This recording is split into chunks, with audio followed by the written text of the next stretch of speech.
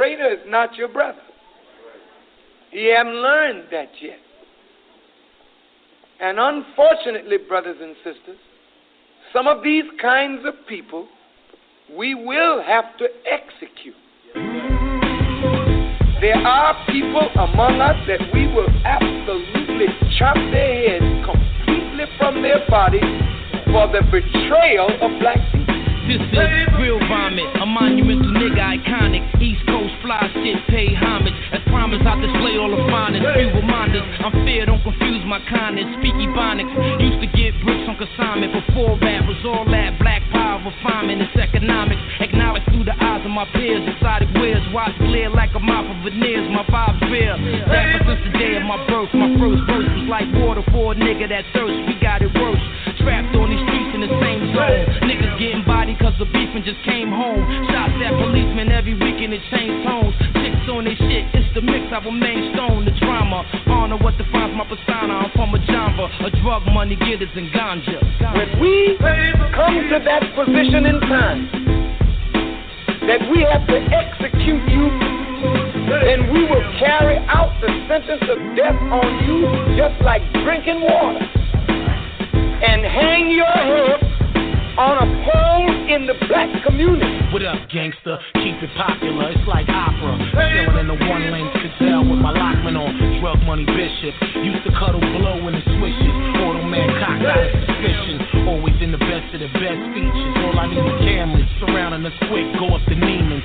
Merlot up, flashing 213, me and my team. Alexander McQueen, Chevy turned on me, blowing more cream. Wiping the Enzo off in Queens. My goons botanical, check the jeans, all in P-coats, Peacock, Kangos, yo, the wave game, Nemo. Foul styling, young Al Pacinos. Huh, the money get bigger, nigga, don't make a nigga pull out. Sign you off, box you up, little nigga, meet me at the Veterans Lounge. I got lamb on this wild, I'm eating my luck, my paper growling. You won't sell us out. You'll get buying your future. The future of our people is not to be compromised. It would be better that you were dropped in the bottom of the sea with a millstone around your neck to betray the legitimate aspirations of our people. Yeah. High profile life, my verse is a gift from the Most High. You should thank God for my rhymes. I don't condone bullshit bars. What the fuck is you talking about? You just wanna be around stars. Knock a nigga out, make a nigga see stars. I knock off your head, you still wanna act hard. My gun smoke like ganja, get you higher than life. Yeah, that bull give you wings. Bet everything on P. He's the sure won't pass away again in the way of the Lord's. Loyalty of death don't cross me. I let you live, you won't press charges on me. And all rats must die. Keep me far away from punk shit we can't buy. Don't ever attach me with them. I own my catalog, nigga, you getting pimped. See these position hungry horse. All you need is a promise that you will be a big nigga.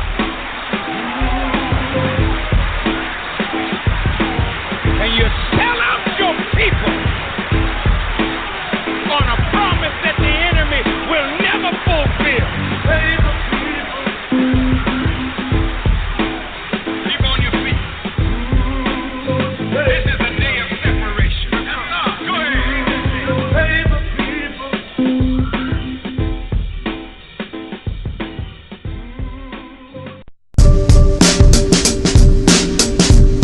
King Boom.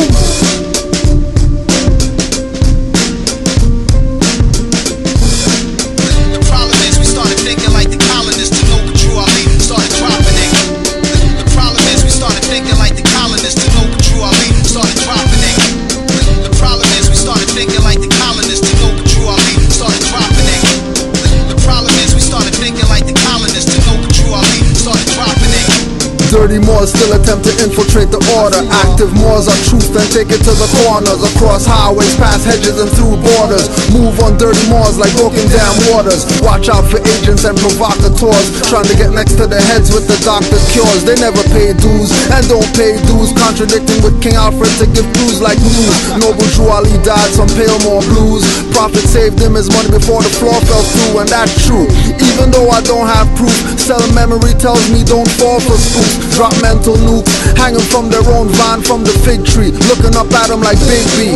No white flag or mercy for you fags. 5-point and pentagram is on our flag. Green, but not for cream. That dirty Moors took to throw off the balance of the Grand Treasury books, getting offers like high school ballers. Those that infiltrate are not Moors but robbers, robbing the people blind, deaf, dumb, and crippled. They can't tear this up, not one drop or trickle. No matter how hard they try to perpetrate the fraud, dirty Moors always fall on their sword. The problem is we started thinking like the colonists to know what you are late, started dropping it.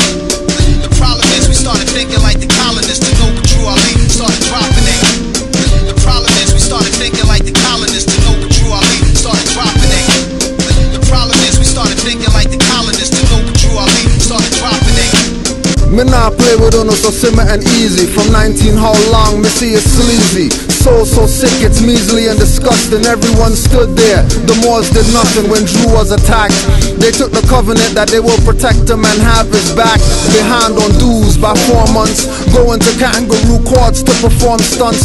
Temples versus temples, lawsuits from inner fights, not doing their job. 3,500 for birthright. Mufti Force left the post to be in Gucci stores with God. I thank Allah for the Sufi Moors and Buddhist Nagas. Moorish mic renaissance, not rap sagas. Confusion clearer, MC battle scar wearer.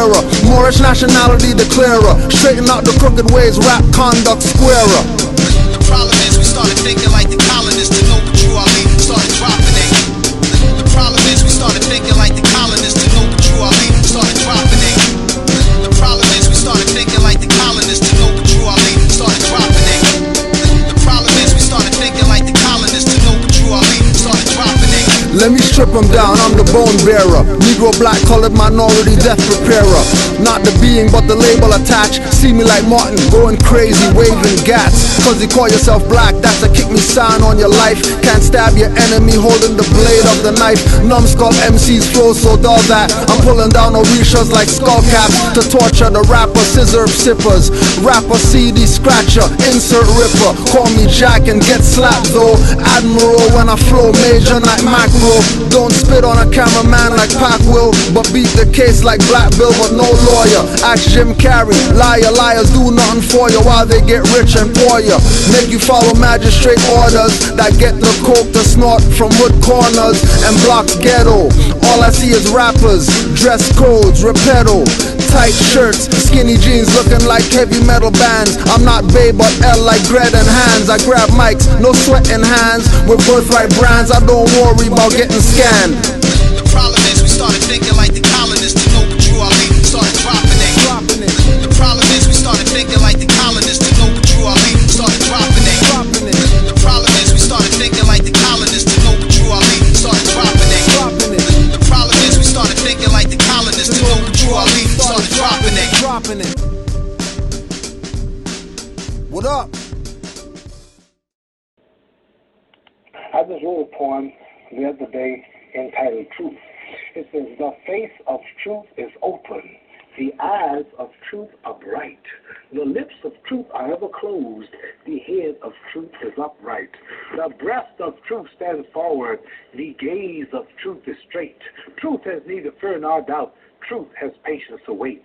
The words of truth are touching. The voice of truth is deep.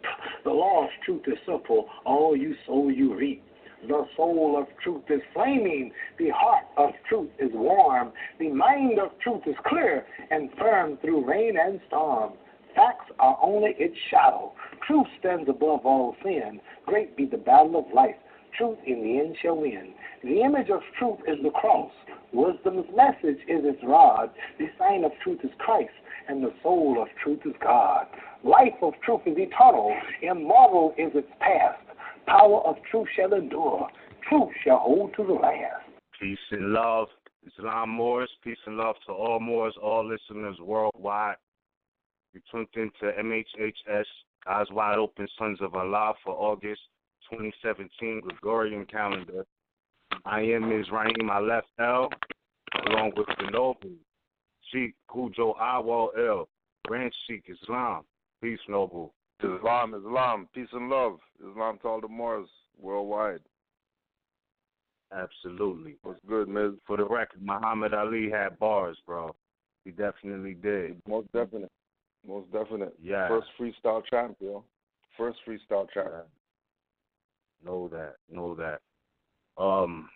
Man, it's good to be back. I'm glad you pulled to my attention the fact that today is the actual, solar return for the Gregorian date that the forerunner for Prophet Noble Drew Ali was born on, Marcus Garvey. And I find that to be very interesting that we're going to discuss a few of these things. I know there's a lot you have to share. I definitely want to add on to the opinions and philosophies of Marcus Garvey or share some of those things as well. But first and foremost, just want to make this announcement from the beginning for all Moors because, we're living in some serious times right now, but these are most beautiful times right now. At the same time,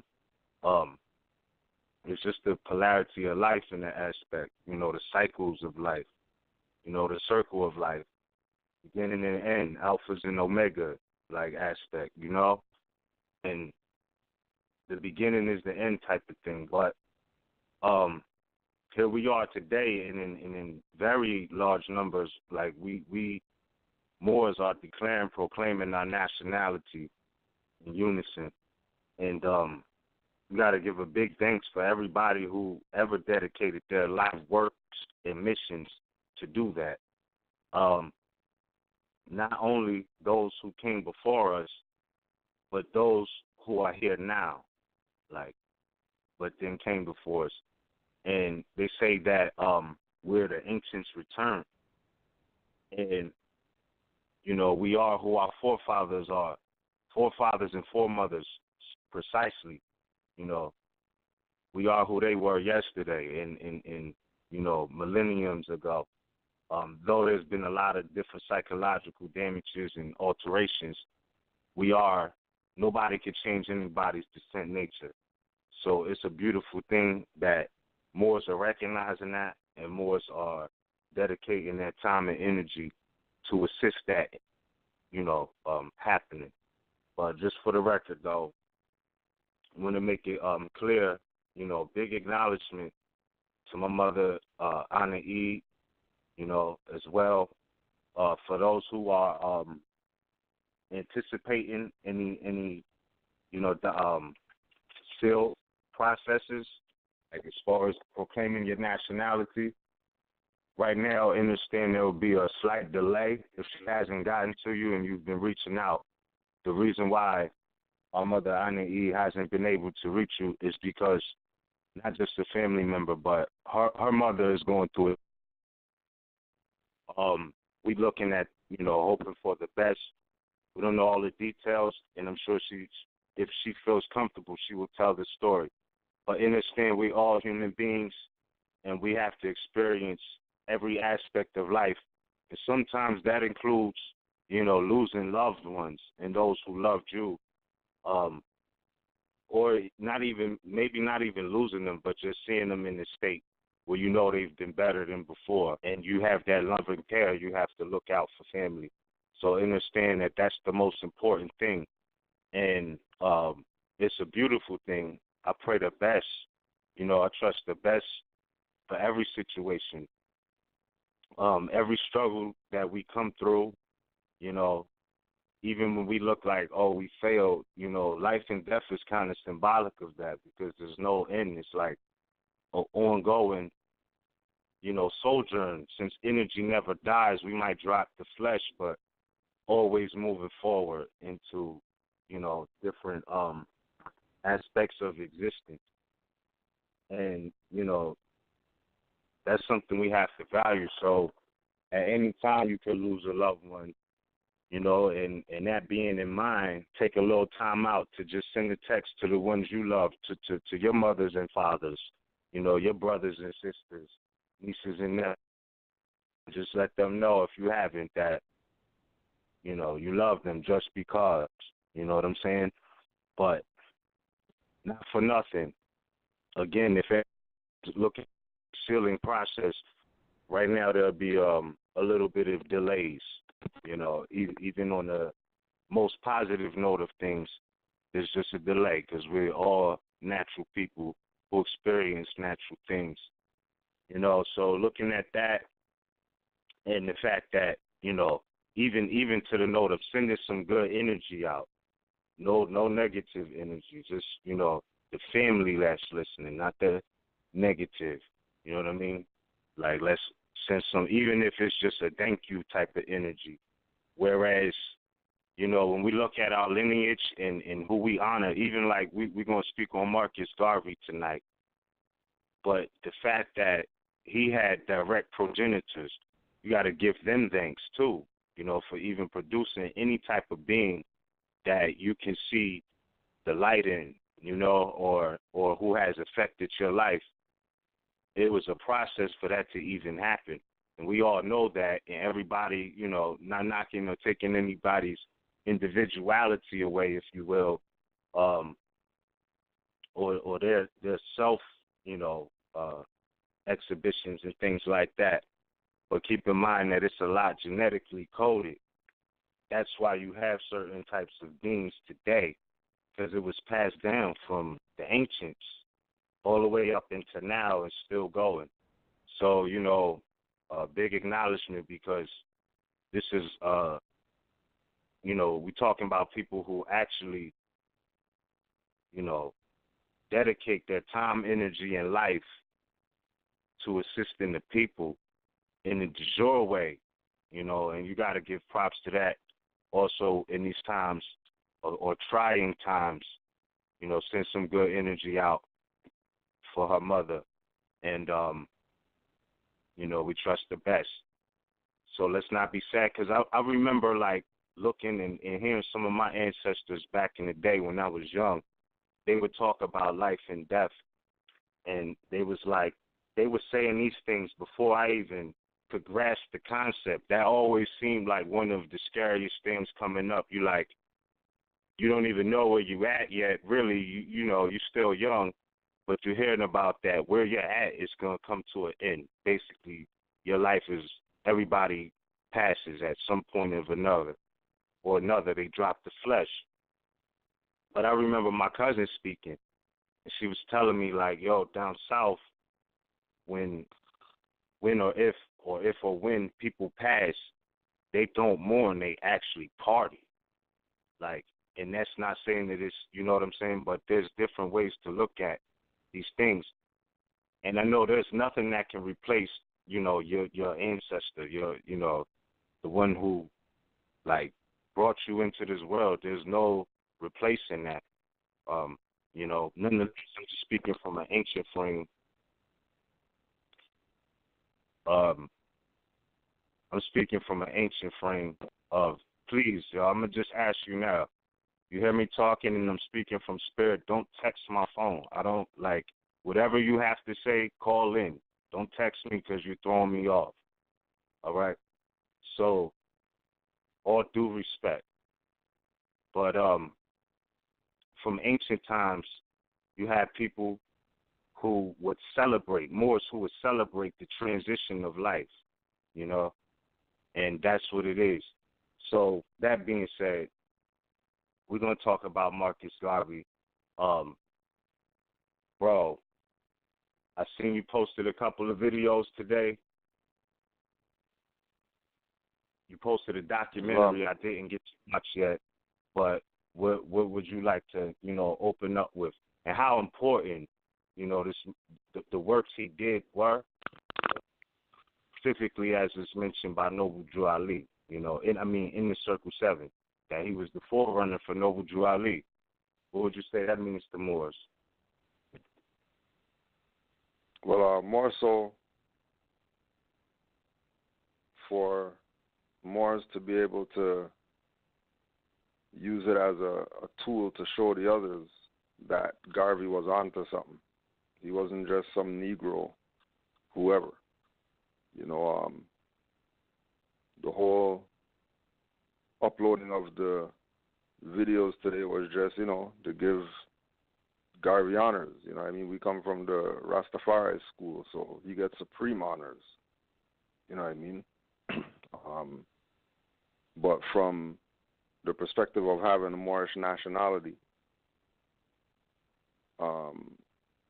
you know, a lot of the things that we presented today as far as what people haven't seen, the documentary, if they've seen it or not.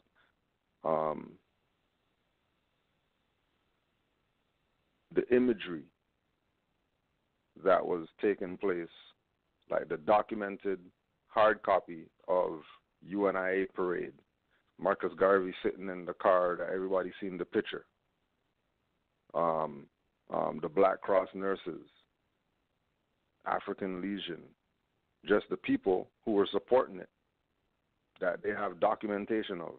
Now, we've seen the convention pictures, as far as Moorish. If you haven't, you should be able to go on Google Images and pull up the panoramic of the convention picture and put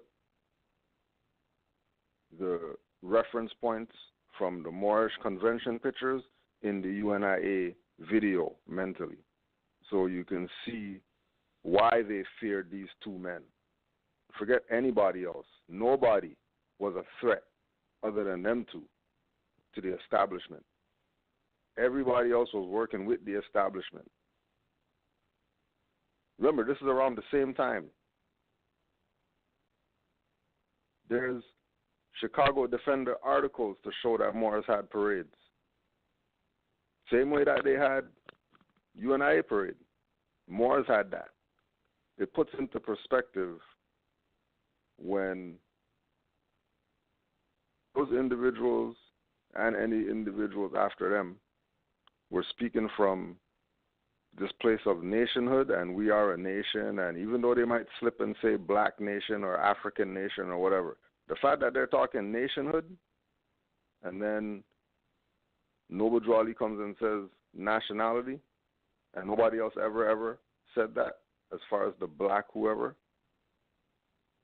it's showing you that the ancestors are repeating John the Baptist and Jesus. For you dumb niggers who you didn't hear them.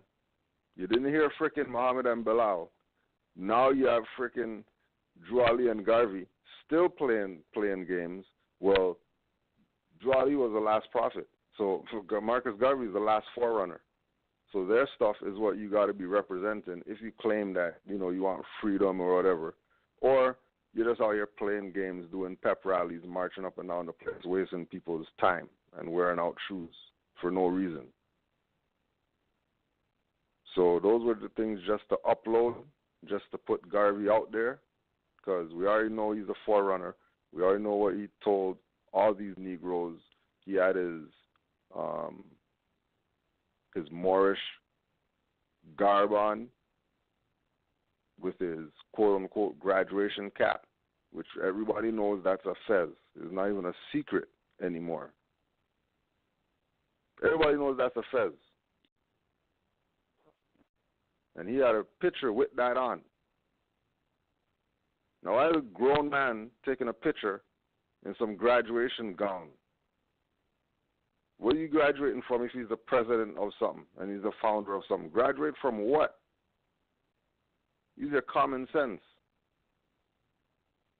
Right. Islam to Sheldon L., the common sense quickies.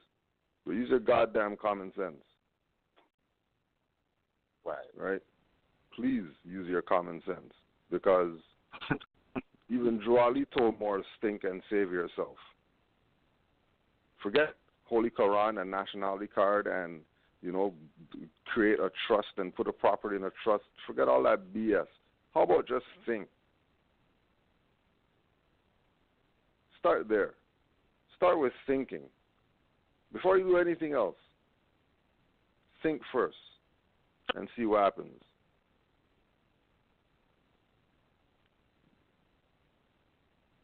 Right? Exactly. Yeah. So, on that, with regards to the videos, that's that. You know what I mean? Enjoy them, share them. You know what I mean? But it was just so we can get Garvey some honors for today, because these people don't respect or represent him who claim RBG and all that. I don't care how much marching up and down they're doing. on his birthday to say that they honor him. What the hell is your nationality? Because he told you that the only way you're going to be happy, Negro, is if you have a nationality. All right, Noble Drew Ali brought that. So you have one that you can claim, but you're not claiming that, but you rep Garvey? Get the hell out of here. The RBG banner, fake flag, BS. The only RBG is the red flag with the green 5-point star outlined in black. That's the only RBG. Everything else is a fiction. Because if you have a flag, you have to have a nationality. Even if the flag is a banner, you still have to have a nationality. So there's no escape. But if you choose to not have a nationality and then wave a flag that's not even a flag, it's a banner, then you're fronting on the world. And, fronting people on the world are thought to be treasonous because they have no ancestral honor. Right. They're going to go jump in this guy's draft and go kill people who never did nothing to them, but they wouldn't even dare stand up to one of these highwaymen out here. They would shoot their brother in the face for some stepping on sneakers BS, but this European colonist who's stealing their families' properties through the church and all that stuff, IRS taxing people to death, making people jump out windows because they can't pay their tax, they're not going after them. With all this Huey P. Newton gun club BS that they like to play, the tough guys. Right? And again, we're not condoning nothing. You know what I'm saying? But everybody knows eventually the slave burns the field down. Right? Exactly. Eventually, the slaves either sink the ship or everybody's jumping off the ship into the ocean with the chains on, which means they know that they're going to drown. If you go with the slave story stuff, they weren't coming over here willingly. They were jumping ship. But you Negroes don't want to jump ship. They want to jump ship, but then they want to straddle a fence, and then they want to wear, 2 right shoes, and then they want to do everything except what the people who they claim is their leaders or whatever came and told them. You know what I mean? Mm-hmm. And again, it's not, toot my own horn, but I came out of Garveyite Rastafari school.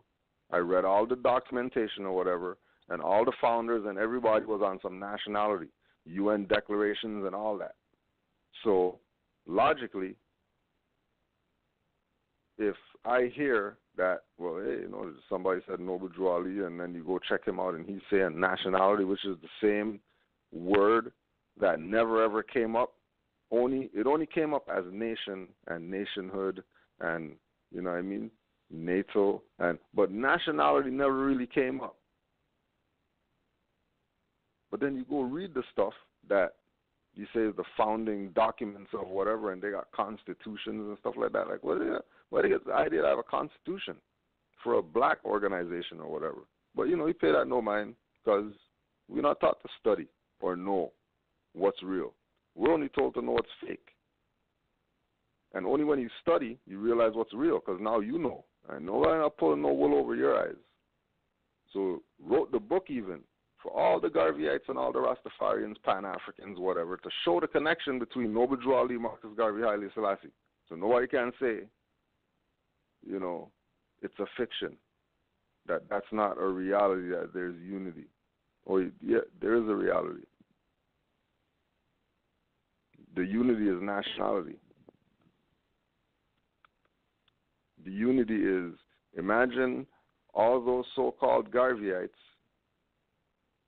being Moorish American, even though they're Garveyites. But when they're asked who they are, they're not Negroes or nothing like that. Not ex-slaves of anything. They're Moorish American. They're Moors. They're Aboriginal, indigenous to the land.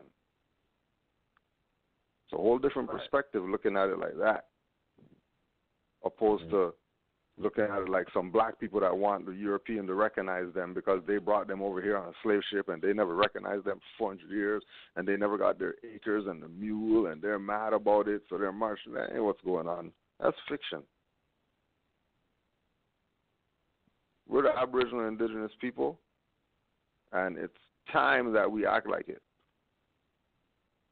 Not the Moors who's been acting like it. You know, Islam to all the Moors who've been proclaimed their nationality.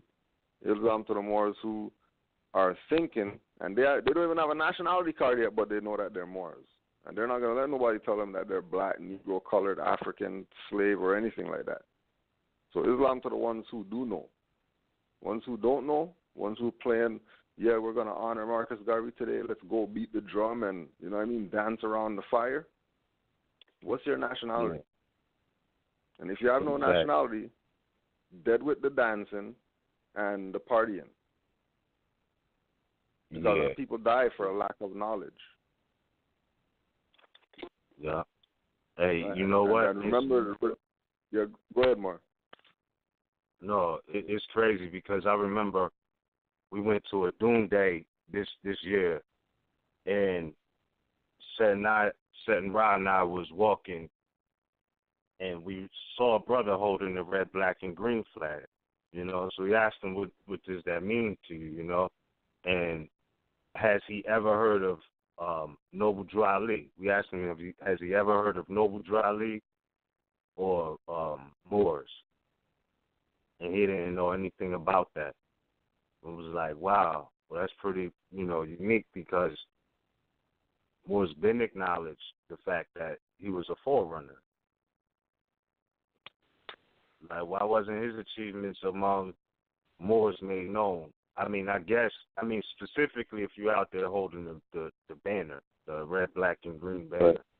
Like, if you're holding it, you feel what I'm saying? Like, that would be at least you heard him, or he said he never heard of Moors or nothing. Like, damn. You know what I mean? Like, that's what it had. But, yeah, he was saying some pretty profound things. Marcus Garvey and his opinions and philosophies. And you was mentioning how brothers will go in on each other, but, like, will not when it comes to the Pilgrim and the Yankees. They won't do it. And I'm not suggesting anything. I'm just saying that you look at the situation. That's true. That's true. But it says Marcus Garvey and his opinions, the philosophies and opinions of Marcus Garvey. He says here, fear is a state of nervousness fit for children and not men. When man fears a creature like himself, he offends God, in whose image and likeness he is created. Man being created equal fears not man but God. To fear is to lose control of one's nerves, one's will, to flutter like a dying fowl, losing consciousness yet alive. And I'm like, that definitely sounds like civil literature when it talks about or full life, you know, continuing in both physical and civil existence, you know, because it's like you take away nationality, then, you know, like you're physically living, but civilly everything else is dead. It's civil literature more too. That's the key part. So that's why they try to tell Moors things like, oh, that Moor stuff don't work and, you know, all of this. That's them denationalizing you. You know what I mean? That's definitely denationalization. But one of the other statements that stood out, speaking on nationhood, he says in his book, Philosophies and Opinions of Marcus Garvey, he says, nationhood is the only means by which modern civilization can completely protect itself. Just let that sink in for a minute, right? Mm-hmm. Then he goes on to say, independence of nationality, independence of government is the means of protecting not only the individual, but the group. I'm going to say that again.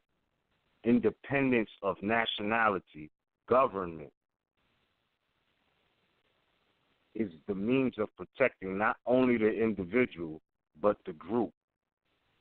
Nationhood is the highest ideal of all peoples. Of all peoples, right? So you definitely have to have a nationality, because without that aspect, and I think this is why it's beautiful that the message Noble Drew Ali brought behind him was so consistent with it, but he brought the key, which was nationality. Like, even with him thinking he was Negro, et cetera, Noble Drew Ali was like, I hear what you're saying, and I agree, but nonetheless, this is what you need, nationality. Now let's go. You know what I mean? Let's go. This is what it is. Because Negro, black, and color, that's why his first call was, come all ye Asiatics and hear the truth about your nationality and birthrights, right? To hear the truth about it, though, and in conjunction with that, to actually bring, the remedy. He's saying the same thing, because Marcus Garvey is talking about independence of nationality, independence of government. Don't let no Moors put on no costume and talk about, being subjected, that Moors are, quote, renegades because they live in an aspect with legitimate aspirations to be free, right? That is nationhood. So when Moors talk that subservient talk, like, you better do this, get this license or instrument. I'm not knocking anybody who does. I'm just saying don't let nobody knock those who won't, because they know what it is. Like, because they're literally awoke and living the truth.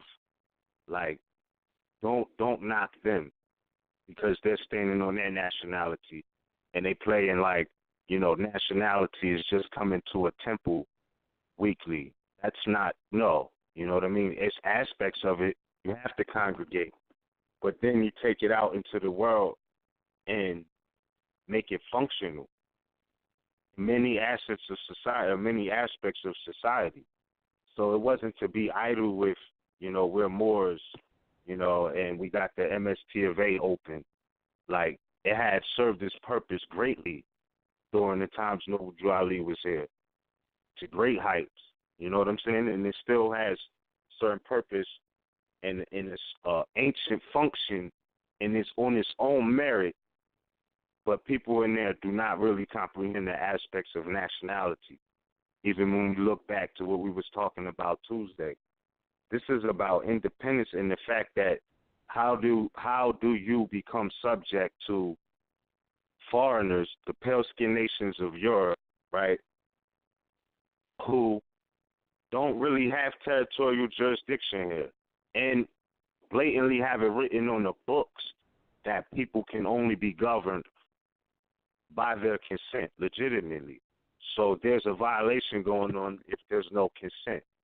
That's just the bottom line. So, don't complain and say, RBG this, RBG that, and then, I'm not knocking that, you feel me? But what I'm saying is that, or even nationality, and then speak from a subservient position, like you have to be subject to this jurisdiction or something bad is going to happen.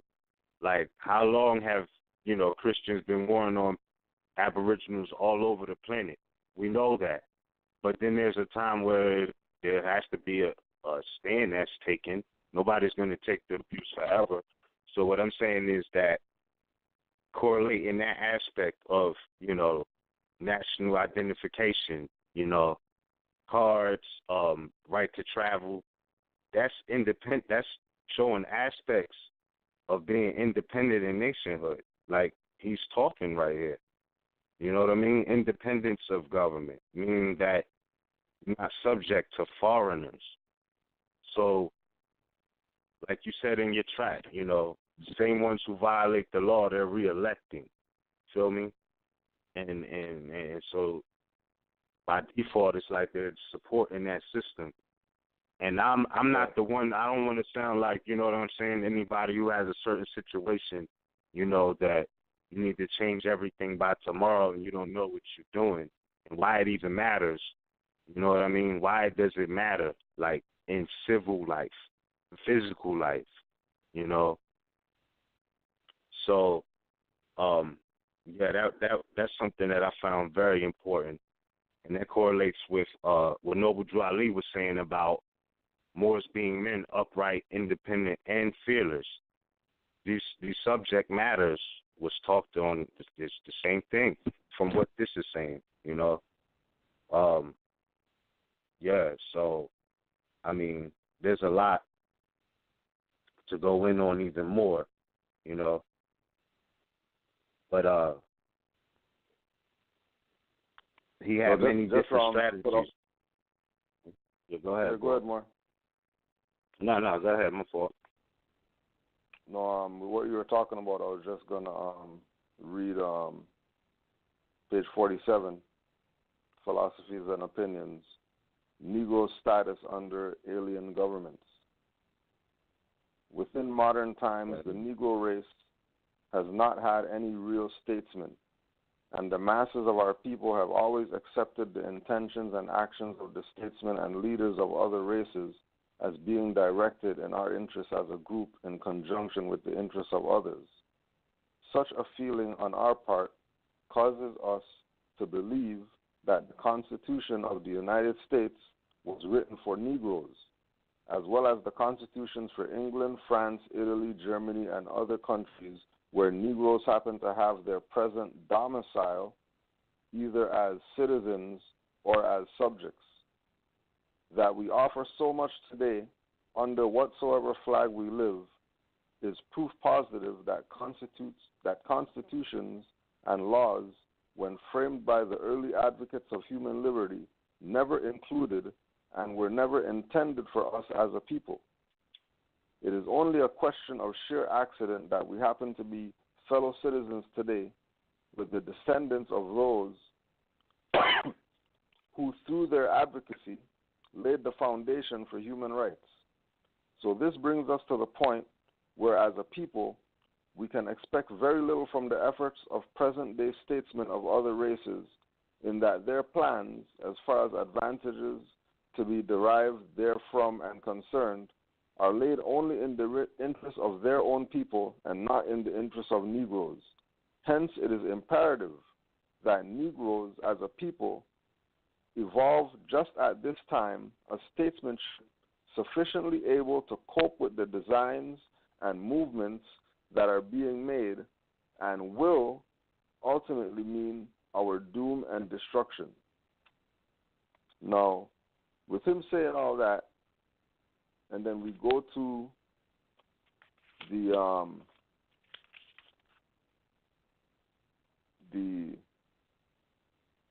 High Executive Council of the Universal Negro Improvement Association. I remember he's saying that the Negroes as a people need to evolve and have statesmanship able to deal with their issues, so they don't have to go outside for somebody else. So these are some of the High Executive Council of the Universal Negro Improvement Association, so that, again, we could get a perspective of where he was in his mind frame. Even though he said Negro, even though the organization was called Negro, he was on some different level, right? So check this. The following positions: High Executive Council of the Universal Negro Improvement Association and leaders of the Negro peoples of the world. His Highness, the Potentate. His Excellency, the Provincial President of Africa. His Excellency, the President General and Administrator of the UNIA. His Excellency, the Leader of American Negroes. His Highness, the Supreme Deputy Potentate. Honorable Assistant of the President General. Honorable Secretary General. Honorable High Chancellor. Honorable International Organizer. Honorable the Surgeon General, His Excellency, the leader of the Eastern Province of the West Indies, South and Central America. His Excellency, the leader of the Western Province of the West Indies. His Grace, the Chaplain General, the Auditor General, the Consul General, COUNSEL, just so, the Consul General, the Assistant Consul General, the High Commissioner General, the Assistant Secretary General, the Minister of Labor and Industry, the Minister of the Legion, the Speaker in Convention. And then we go to Noble Drew Ali, and then he has the Grand Governor, and the Grand Secretary, and the Grand Treasurer, the Grand Mufti, Assistant Grand Chief. Creating these quote-unquote positions so Moors can handle their own affairs and not have to need the colonials. And everything was done. It was checkmate. And remember, keep in mind the atmosphere, Harlem, Renaissance, and all that stuff going on. So everybody's on some consciousness. This is not just some people were on some not conscious, and then some people were on some whatever. Like, if you were not UNIA, Moorish Divine and National Movement, you are nobody. You weren't involved in anything relative to the upliftment of Asiatics in America. Again, just go look at the footage. Go check who had the parades in the 1920s, as far as the black whatever. Like, who could get to shut a city down to have a parade? Because remember, back then, when you say parade, you're dealing with a smaller jurisdiction than you have right now.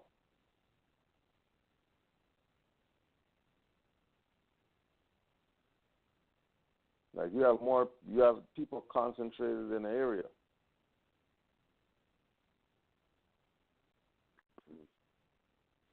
So think about that, but in today's term, like when they show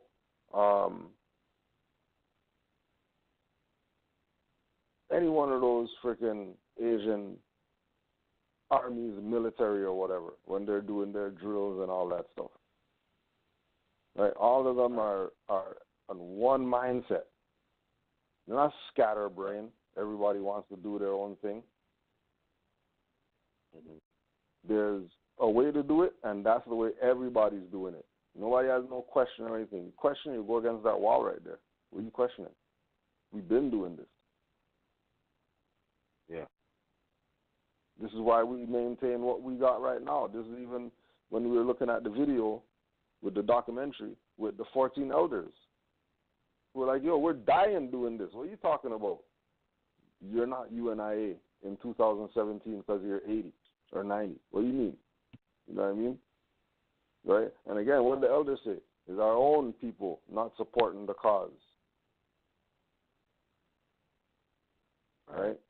Saying I'm literally pissed off or whatever because it's our people that weren't supporting the cause. 14 freaking Garvey members left. 14 left that are on it.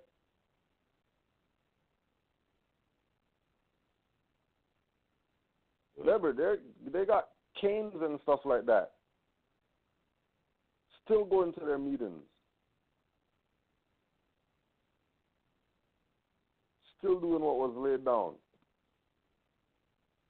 You know what I mean? You got elder pulling out shares from a tin cup and stuff like that, talking about $1 million share she had in Black Starliner.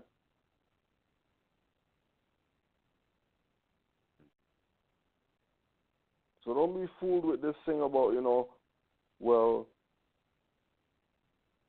they were going to sell Marcus Garvey some, worthless ships and stuff like that. And how somebody have $1 million share for something that's worthless? Like, think about it. How about we look at it from the other side? Opposed to he got robbed or whatever, let's look at it from the side of, hey, maybe everybody was going to work with him because of what he was doing. Maybe everybody was going to work with him because of his connection. Maybe everybody was willing to give him anything that he wanted just because. Like, this guy just came from Jamaica or whatever and have 500,000 billion people just not being niggers? No way. You can't have that. Can't have that.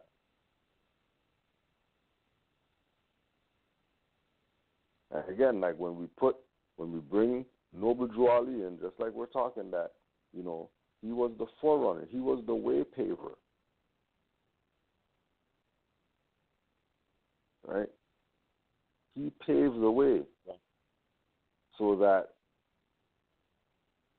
the prophet can leave his footprints so that the Moors can follow what's supposed to be done. And people trying to cover up footprints and stuff like that. But fake footprints going off the track into some oblivion of nothingness. So when everything was laid out, if you follow the instruction of think, you don't need all these books to figure it out. Use your common sense. Why? Because he knew that the Aquarian age was going to be coming, where information is going to be at your fingertips, and you're going to have no choice but to know who you are. You play around all you want, that about you're Negro, black, whatever like that, but people are going to be forced to know who they are. Because when they weren't forced, they wanted to play around. Like, it didn't matter what you call yourself. Well, it definitely matters what you call yourself. Especially if people are coming from other places to where you're at and they're not calling themselves what you call yourself, but they look just like you. Exactly. There's clearly a problem. And again, it's no different than all, we can go down the list of the leaders that came and spoke that theme. Eventually, they get to that place where they realize, well, they can't really escape Moors. Like if Moors isn't coming out of the leader's mouth in some way, shape, or form, they're working against you being free. They're working against you being free if there is no reflection of Moors in their dispensation of whatever subject matter. If Moors is not there, if it's not mentioned, know that they're working against you. If nationality doesn't matter and it doesn't matter what you call yourself, because we're the Syrian beings, we came from, Sirius A, Sirius B, we don't need nationalities. Leave them people alone. Because they're directly working with the other side to keep you stateless. Yeah. Because that's the vampire food. Statelessness is the vampire food. Statelessness is what feeds the beast system. Right? Chasing after statesmen who aren't in your best interest. This is what Marcus Garvey is talking about. You have a statesman. Now, you're saying that, they're slave master. They're a slave master or whatever, but then you want their statesman to do something. But those are slave master. What do you mean? On one hand, On one hand, they're the slave master, which means that you should be trying to get off the plantation. On the other hand, you want them to do something to make the plantation more convenient for your life. How about just get off the plantation? It's no different than I can't remember who was talking about it. They were laughing about it. With the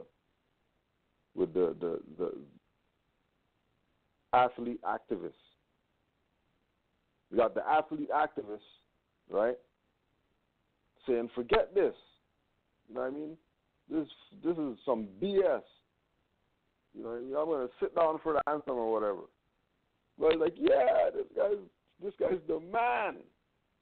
But then when he can't get on a team, everybody's calling somebody's racist. What do you mean? You guys are just happy that he was fighting against the system.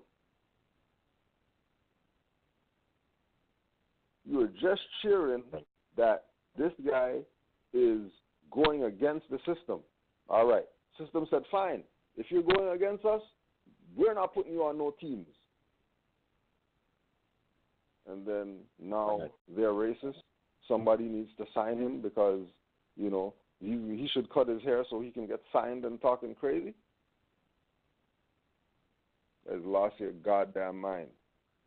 And again, coming back again to why the world doesn't respect black people. Because look what you had, what Garvey brought. Look what you had that Noble Drew Ali brought. And you got today, nothing. You know what I mean? You got these few groups of individuals who are actually doing some good and trying to raise the vibration of the people. They've raised the vibration in themselves already, which is why we do what we do, because we already know what's up. But the ones who look at this cross-eye and don't want anything to do with it because of whatever brainwash, whatever emotional stuff they never let go or whatever like that, like, it's going to be, you know, they're going to be the collateral damage. But something has to go down with the ship. Like, you know, everybody's not getting out the Titanic. Everybody's not getting a life raft. Yeah. So, you know, but what about the ones who get through? Be like, nah, I don't want it. I want God to save me. You know what I mean? You know what I mean? You told them the life raft, and they're like, nah, this ain't it. There gotta be another option in the desert, right? Right, you know? and then they die, and then they go to heaven, and then they're like, God, like, what happened? And God said, yo, I stole you 7 life rafts from that dude. Right. Yeah, man, and that's what's going on. Sad to say, that mentality is going on. You know what I mean? It really is. Not thinking. Yeah. Not thinking.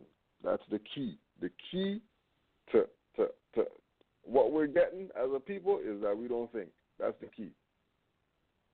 All we do was just thought for a sec. Before anything, just give it one thought and see where it goes.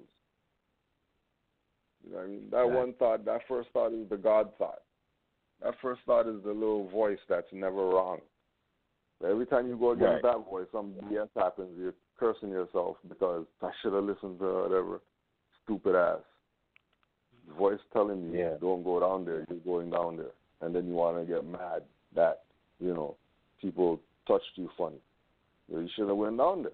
Are you going down there? Well, you know, I'm God. I can go where I want or whatever. All right, well, then take what you get, God. You know what I mean? Like, what are you complaining? You can't ride the fence. Can't play both sides. Like, you're either public and private or you're Aboriginal and Indigenous. You know what I mean? Like, pick a side. Either with the corporate states or you're with your ancestral estate. Either with the prophet and the forerunner, or you're with all the cuff boys. Mm-hmm. Because it's a pattern. A prophet, forerunner. Prophet, forerunner. Prophet, forerunner. Prophet, forerunner. Since the beginning of time, every single prophet had somebody that came behind them to say, hey, guys coming, huh? So you guys better eyes up. Exactly. You know?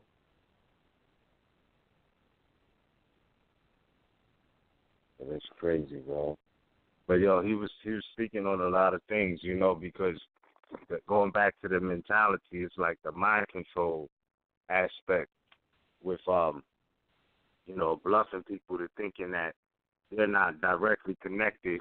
Like we're not all connected to certain levels, whereas, you know, everything everybody is connected to every other body, like every living thing, shall I say. Every living thing is connected to every other living thing.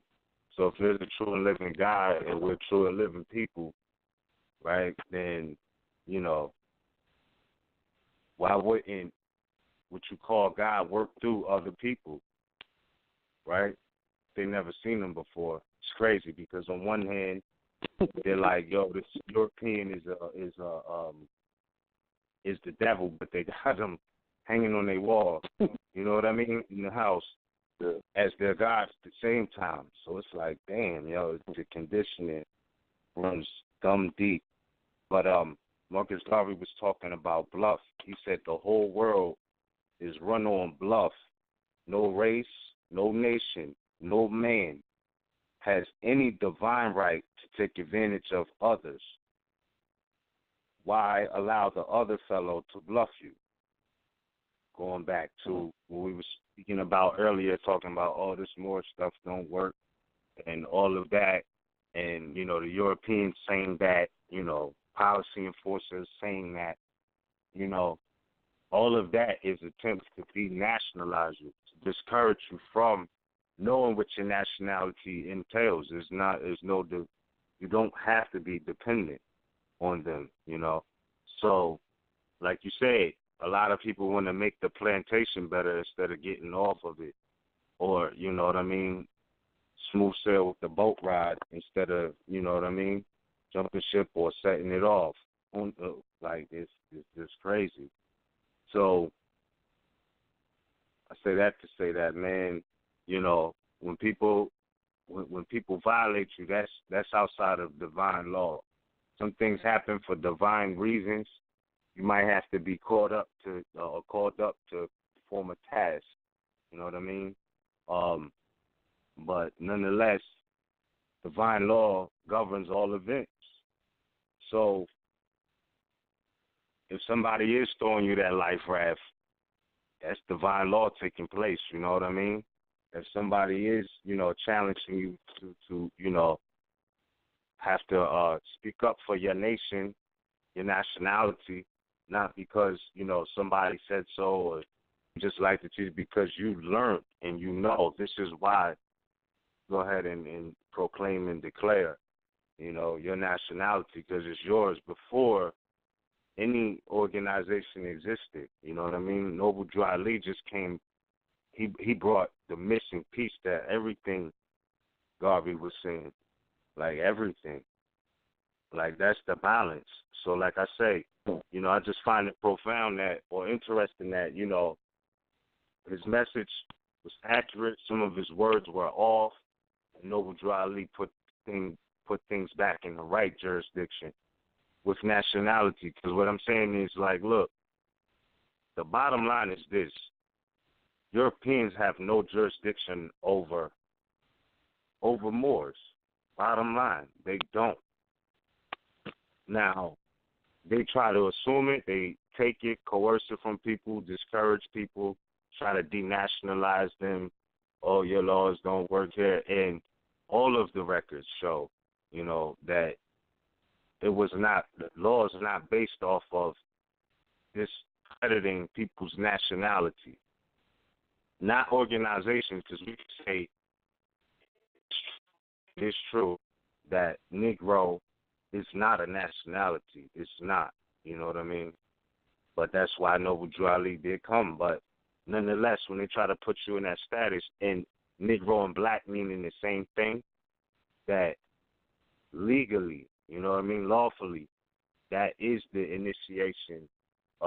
trying to grab personam jurisdiction, writing it in all caps, all of these things. So, when they try to discourage you from rebutting that and denouncing, being subject to that, those treasonous activities, like they don't have a right to abuse you and be like, your nationality don't mean anything. And even when you look at their statutory codes, that's prohibited for them to give you lesser treatment based off of your nationality, religion, all of these things. But the Constitution is paramount because all of those codes that support the fact that they can't bias you, they can't be biased. So when they talk about, that Moor thing doesn't work, that Moor stuff doesn't work, you're biasing a whole nation. You know what I mean? If we're talking about matters of law. Now, are you declaring that, are you trying to say that y'all at war with Moors? Like, what are you saying? If that's the case, then they need to say that. Even though they don't have the power constitutionally to do that, that's what's happening. So those are acts of war when they discourage people from declaring their nationality because they know that doesn't give them jurisdiction. Like, they don't have it. So, yeah, nationality is definitely deeper than just a meeting in a temple. Like, it goes way deeper than that. I'm talking about international aspects now. Everything you do against or with, in conjunction with, or in adversity with anybody that doesn't share your nationality is already international law, right? And the law of the land, Constitution. The Constitution and the law of the land. So, in international law, which, of course, the Constitution was inspired by international law, Moors and Europeans or pale-skinned nations of Europe, also known as Christian powers, etc. And it's odd because Garvey was talking about how he was into the Bible when people would say Christian. But he was saying how he had different views on quote-unquote Christianity. And I get it because we know that our ancestors wrote those ancient scripts, So when he's saying, I'm looking at it like this, I can't agree with the fact that we're Christians.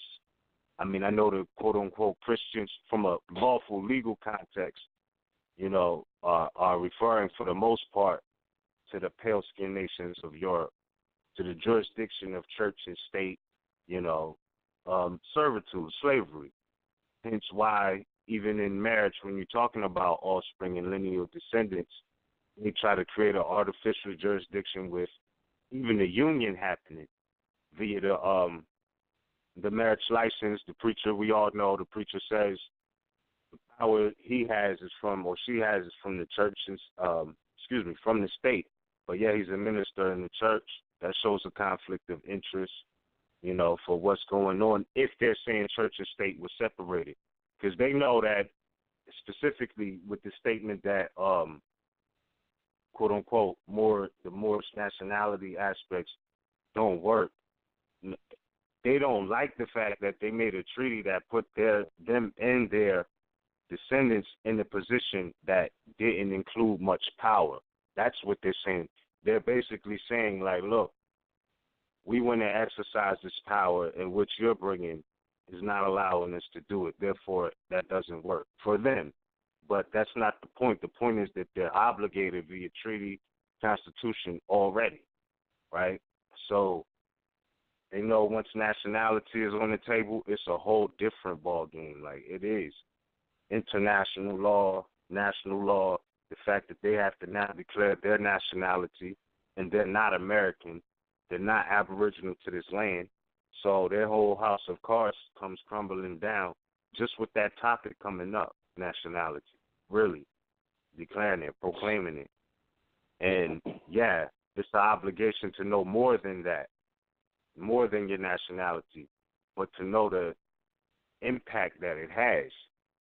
That's what's very important, specifically when it comes to these aspects of dealing with international things. And that doesn't mean, going far away. It's like even the Yankees that are here already and been here know that they have a nationality too, and it's not the same as yours. And when you look again, I can't stress it enough that any relationship between government or citizen subject type aspect, it has to be. You don't have to consent. That's just the bottom line. You know, that's the truth. It's declared in the Declaration of Independence, which was the Europeans who was trying to get their freedom straight and wasn't being recognized. And, you know, today we see aspects of the table turned, but, you know, it is what it is. Yeah. Islam. Page 228, statement to press on release on bail pending appeal, September 10th, 1923. Sorry.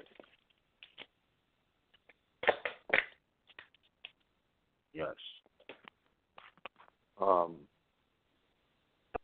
I am not peeved at what has been done to me. It is natural and to be expected that in an effort like mine to serve humanity, and black humanity at that powerful enemies will be encountered. The enemies I have are chiefly of my own race, and they have worked hard and long to discredit and destroy me. They have only succeeded, however, in arousing the fighting spirit of millions of black men all over the world. There is nothing to fire a people to action like injustice, and I feel sure that time will tell the good that has been done to my cause by the injustice meted out to me within the last 3 months. I am not blaming the government for my conviction, right? And government is with a capital G, right? Mm-hmm. And detention in jail. The government cannot represent itself. If at times we meet disappointments in the representation of government, we must reason that all men do not think and act alike. Some persons are worthy of and dignify any position that they hold. Others, on the other hand, at their best, are but libels to decency and propriety. The methods that have been used to prejudice the court and the public against me are of such that make we shiver in fear that probably hundreds of thousands of innocent persons have lingered and died in prisons from the practice of such a system by unfair and unworthy representatives of government.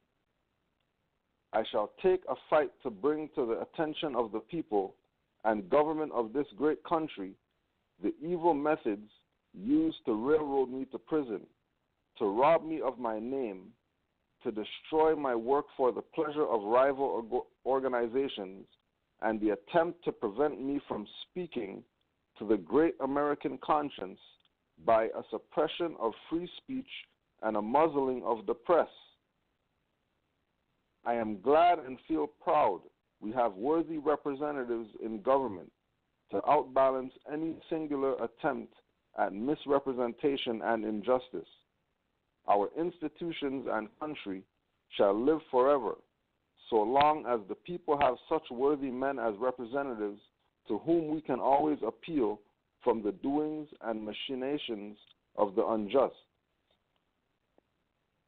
I love America for her laws, constitution, and her higher sense of fair play and injustice. One can always find justice in America. I have to thank my white friends and the members of my organization, as also the large number of liberal-minded colored citizens who raised their voice in protest and who helped generally in my being admitted to bail. I have to thank the judge and all those who had to do with my being liberated. The few unfair white persons who have acted against us were misinformed. Therefore, I have no blame for them. They, like the great majority, do not understand the Negro. but I hope they will now make a closer study of the talebearers of our race who fabricate against their own for special favors. So just like Noble Drew Ali, he knew exactly what was going down. And that's from 1923 that they knew that there was a sellout. And it wasn't some Europeans, because Europeans were helping. So why not these Asiatics? If the Europeans helping so much, okay, how come the Asiatics aren't helping? Yo, because like you know why? Moors. On the real, you know why? The mind state is so subservient, bro. I'm just thinking about this. Imagine, just go back, right? The plantation, let's just take plantation for scenery. You had those who was ready to get off the field, to run as far as they could. They was ready as soon as they had the first chance.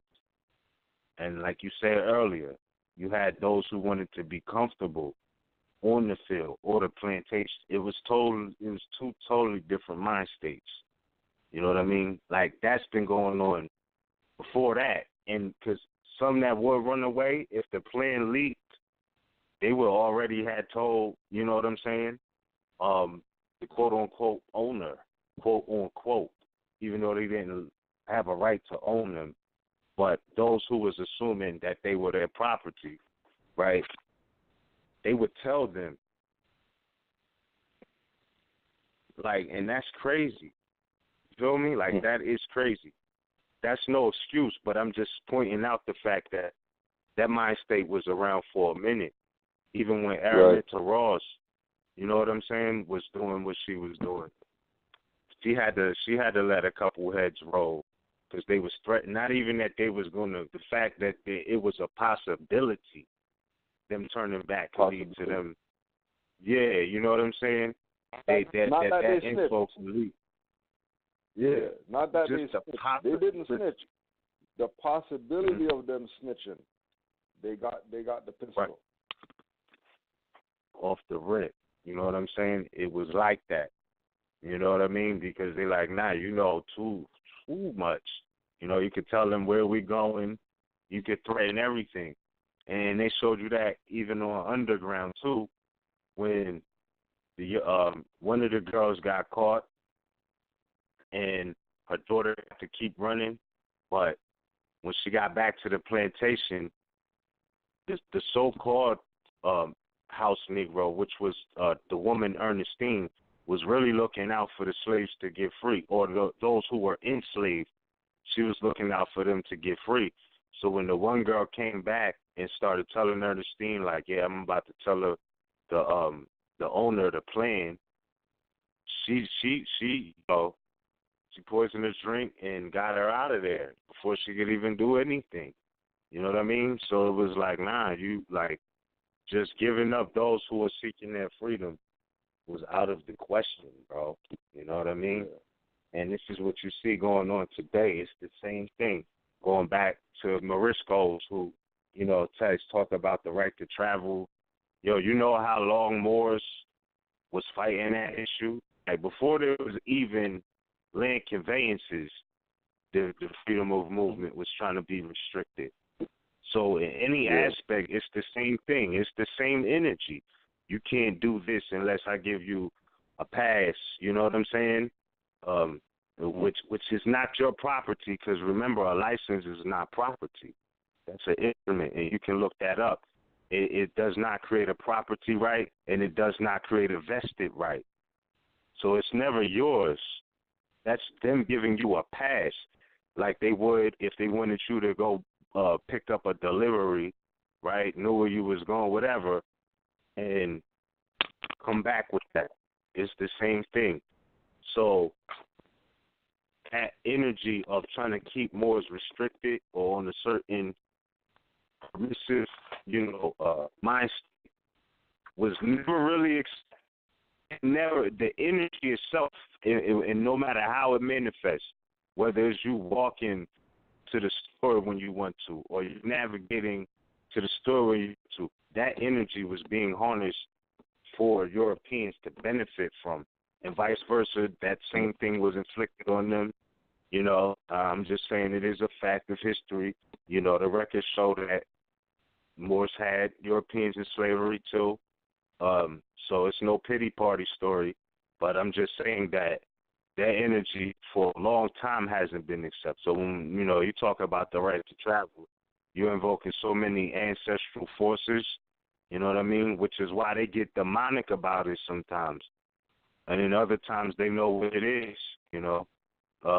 But it's just, again, that aspect of the yin and the yang, bro. But no matter what, speaking of that aspect, you know, of certain people selling other people out, look at it like this. This is what Marcus Garvey was saying. He says, every man has a right to his own opinion. Every race has a right to its own action. Therefore, let no man persuade you against your will. Let no other race influence you against your own. Like, let no other race influence you against your own. Right? This is what he was talking about. Consistent with what you just read, right? He gets locked up and he's given, you know, reverence to the Constitution. You know what time it was with that. And, you know what I mean? Certain Europeans, like you said, even though he, you know, so, I mean, there's a lot of consistency there, bro. A lot of consistency there. And, again, when you see Moors, like, specifically trying to downplay other Moors for European instruments, they're like, yo, the right to travel, you know, the nationality cards, all of that is a no-go. Like, if they're saying that, know that they was the ones on the plantation back then, you know, telling master that you was moving free. You know what I'm saying? And everybody wasn't even enslaved on a broader scale. So none of that shit ever applied, period. You feel what I'm saying? Everybody was not, all Moors weren't on the plantation. Moors was here prior to. So you have those ancient rights. Those ancient rights have freedom of movement, the freedom of locomotion. You know what I mean? Liberty to travel, like, by any mode of conveyance. It's already been ruled on, you know? So I say that to say that if you see anybody acting contrary, whether it be the highwaymen themselves or, you know, servants to you know, pale-skinned nations of Europe, society, you know, European institutions on American soil, etc. Like, soon as you hear anything contrary to freedom, already know who they are. Just know that, you know, no matter what. That's what it is. So these are the same people Harry Tubman would take out, you know, that wasn't allowed in certain. Go ahead, my fault, more. Mm-hmm. No more, because we're talking about this element of Moors who are for the establishment, right? And then Moors who are trying to get off the plantation, like, yo, forget this. Let's just go over here and do our own thing, right? Again, Philosophies and Opinion of Marcus Garvey, page 294. 8 Negroes versus Marcus Garvey. I have to bring to your attention the greatest bit of treachery and wickedness that any group of Negroes could be capable of. This thing is so shocking, so vicious and murderous, as to make it impossible for any self-respecting person to imagine that anyone other than a culprit of the meanest kind could be possible of its authorship. It is said that there is honor among even thieves, but it is apparent that there is no honor and self-respect among certain Negroes, in that they would resort to the meanest and lowest methods possible, not only to pilfer the pockets of their brothers, but to rob one of their fair name. Stealing a man's money is, as Shakespeare says, trash, but to injure a man's reputation, to tarnish his character, is a crime of the lowest kind which not every ordinary thief would indulge in. Going back to the same slander campaign, that even thieves know that slander is the lowest kind of thievery because you're stealing somebody's good character away. Exactly. Even a thief has a good character. Even a thief is known, if he steals good, he gets props for stealing good.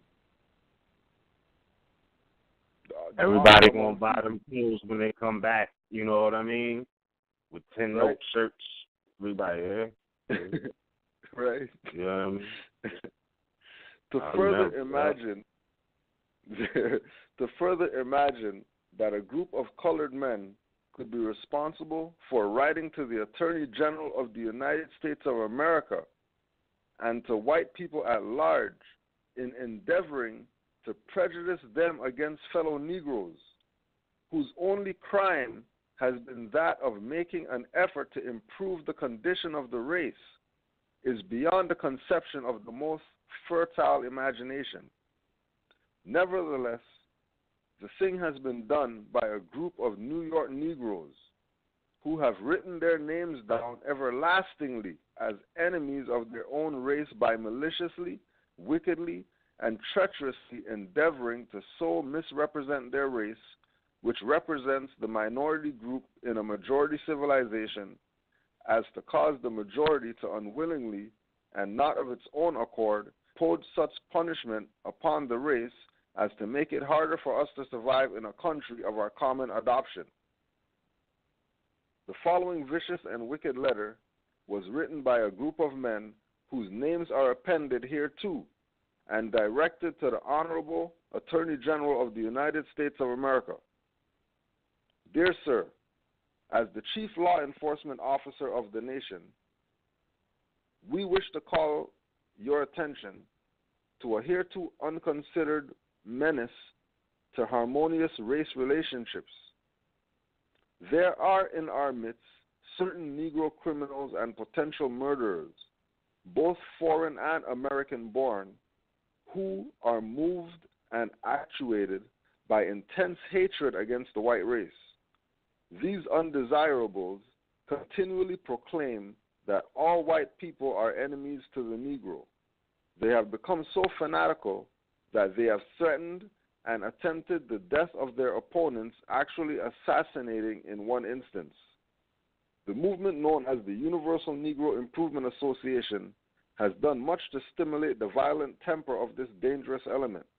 Its president and moving spirit is one Marcus Garvey, an unscrupulous demagogue who has ceaselessly and assiduously sought to spread among Negroes distrust and hatred of all white people. The official organization of the UNIA, the Negro World, of which Marcus Garvey is managing editor, sedulously and continually seeks to arouse ill feelings between the races. Evidence has also been presented of an apparent alliance of Garvey with the Ku Klux Klan. An erroneous conception held by many is that Negroes try to cloak and hide criminals. The truth is that the great majority of Negroes are bitterly opposed to all criminals, and especially to those of their own race, but they know that such criminals will cause increased discrimination against themselves. And then it goes on and on. And then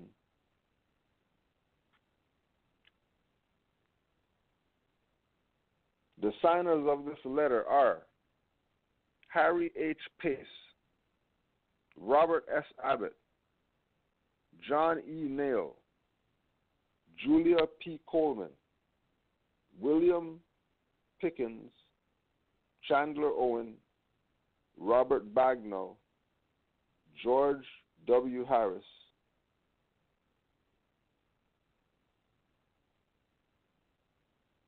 Oh, and then that's it. Wow. Powerful, bro. Absolutely. Absolutely. And that's crazy. That's what's going on. The slander campaigns, all of that. And everybody know that's so why. this is nothing new. Yeah. This is nothing new, right? Yeah. Nothing. When people have this idea that, you know, this is new. No. They've been taking this position. They've been taking this position of making sure that the people's concepts are not lining up with what the leaders were teaching or presenting to them. Exactly. Right? All the leaders for the liberation of so-called black people are very well aware of Marcus Garvey. Yeah. If they know about him, they have to know about Noble Drew Ali. Yeah. The leaders we're talking about, not the common people who go to events, the people who put on events, the leaders of the communities, the leaders of the schools of thought. They are familiar with Noble Drew Ali and Moorish nationality and choose not to present that to the people because they know that that's what it's eventually going to come down to. Anybody studying anything, no matter how far you're going to study Kemet, eventually you're going to ask yourself, how does Kemet apply to me in America right now when IRS sends me a letter? Right? Laws of Ma'at have nothing to do with child support going in your bank account and you're talking about Kemetic whatever. Right. Are you going to do something about that? These people raping you? You say a white man did something or whatever? Well, white man's going in your account every day. Taking some fee. Not even taking something, like taking a fee. You're not going to do nothing about that? You're not going to try to write a writ about that or nothing? You're just going to let them just rape you. But then you got to talk BS about Moors. That Moorish nationality doesn't work. When there's Moors right now, doing time because IRS lost millions of dollars because they were doing prisoners' taxes. And they were like, hell no. That's our property. You can't be off the plantation giving people on the plantation tips of how to get through being on the plantation without suffering. Sticky bushes over there. You know what I mean? Ankle traps over there. Yeah, right. You know? Mines. Field of mines over here. You got to know the path. You know, it's straight and narrow. Right. You don't want to get caught in the sticky bushes. You know what I mean? Exactly. The sticky bushes do hurt. Yeah. Absolutely. Especially the ones that stick onto your clothes and come with you after you run through the bush. Yeah. The ones that get caught in your hair and stuff like that, and you got to cut your hair to get those ones out. Those sticky bushes. Right. You don't have to go in the sticky bush. Stay on the path. Man even said, you know what I mean? Exactly. A block of wood sitting there pointing in a direction. Just follow the stuff. You know what I mean? Or there's footprints. There's footprints left there. Whose footprints are those? Probably the guy who went before you. Exactly. You know what I mean? Like, yeah. And you know, it goes back to the thing with people like to give honors. You know what I mean? Carry people's casket and stuff like that. But like, are you repping them? Like that? If you say that Marcus Garvey is whatever to you, you know what I mean, in the most positive light, and there's documentation that his teachings and Noble Drew Ali's teachings are so relative that they even said the same things. You still gonna believe that they didn't know each other? Like key things that were said by each individual. Yeah. That you can put these things that they said, overlap them over each other, and it's the exact same thing they said. And you're really gonna think that they didn't know each other. You really think that they weren't about uplifting the race for real, for real. Now, this stuff that you see people doing today, uplift their race, debate about it. What are you debating about? And then again, if you saw the thing, you know, who was it? But, you know, that whole thing going around again, you know, well, hold on a second. If there's footage of Marcus Garvey, there has to be footage of Noble Drew Ali. Somebody's got it. Yeah. Hiding, but there's no way that there's footage of UNIA parade and all that stuff, and there's no footage of Noble Drew Ali. There's no way that there's audio of Marcus Garvey and there's no audio of Noble Drew Ali. No way. It's impossible. It's impossible. Somebody's hiding stuff. Right. Yeah. Because ever since we were Rasta, right, on cassette, it's these same audios of Marcus Garvey that's been floating around. None of these are new. Like, it's only these ones that were on cassette that got transferred to be uploaded upline or whatever. Those whatever you see here online, Marcus Garvey speeches, those are the same ones from 20 years ago. Yeah. Right? So there's something out there. There's more stuff. And, you know, putting it into ethers, you know what I mean? It's funny things how things manifest when you put it in the ethers. Absolutely. You know. But there's some elders that have some stuff. Because, you know, even when we look at the whole idea of, you know, what Marcus Garvey brought and stuff like that. Like, there's Marcus Garvey items people still have out here from when there was a UNIA in Toronto in some basement somewhere. Like actual artifacts. Like things that Marcus Garvey used are in a vault somewhere out here. You know what I mean? Right. Yeah. Things that you can take, you can put this in a museum or something like that, and get this man's legacy back to where it's supposed to be. Because he wasn't playing. Exactly. He wasn't playing U.S. has to whatever. Nah, like we know Africans. Like, what do we need to talk to you guys for when we know Africans that we can get whatever from? You know what I mean? And if we're Africans, then those guys are obligated to do something for us. Yeah. Matter of fact, everybody's obligated. That's even what the elder said. The elder said, yo, we're just supposed to go up, say that we're Garveyite, and they're supposed to give us everything. Anything that we want, they're supposed to give us. That's how Garvey said it to us. Yeah. So now let's just say it was like that.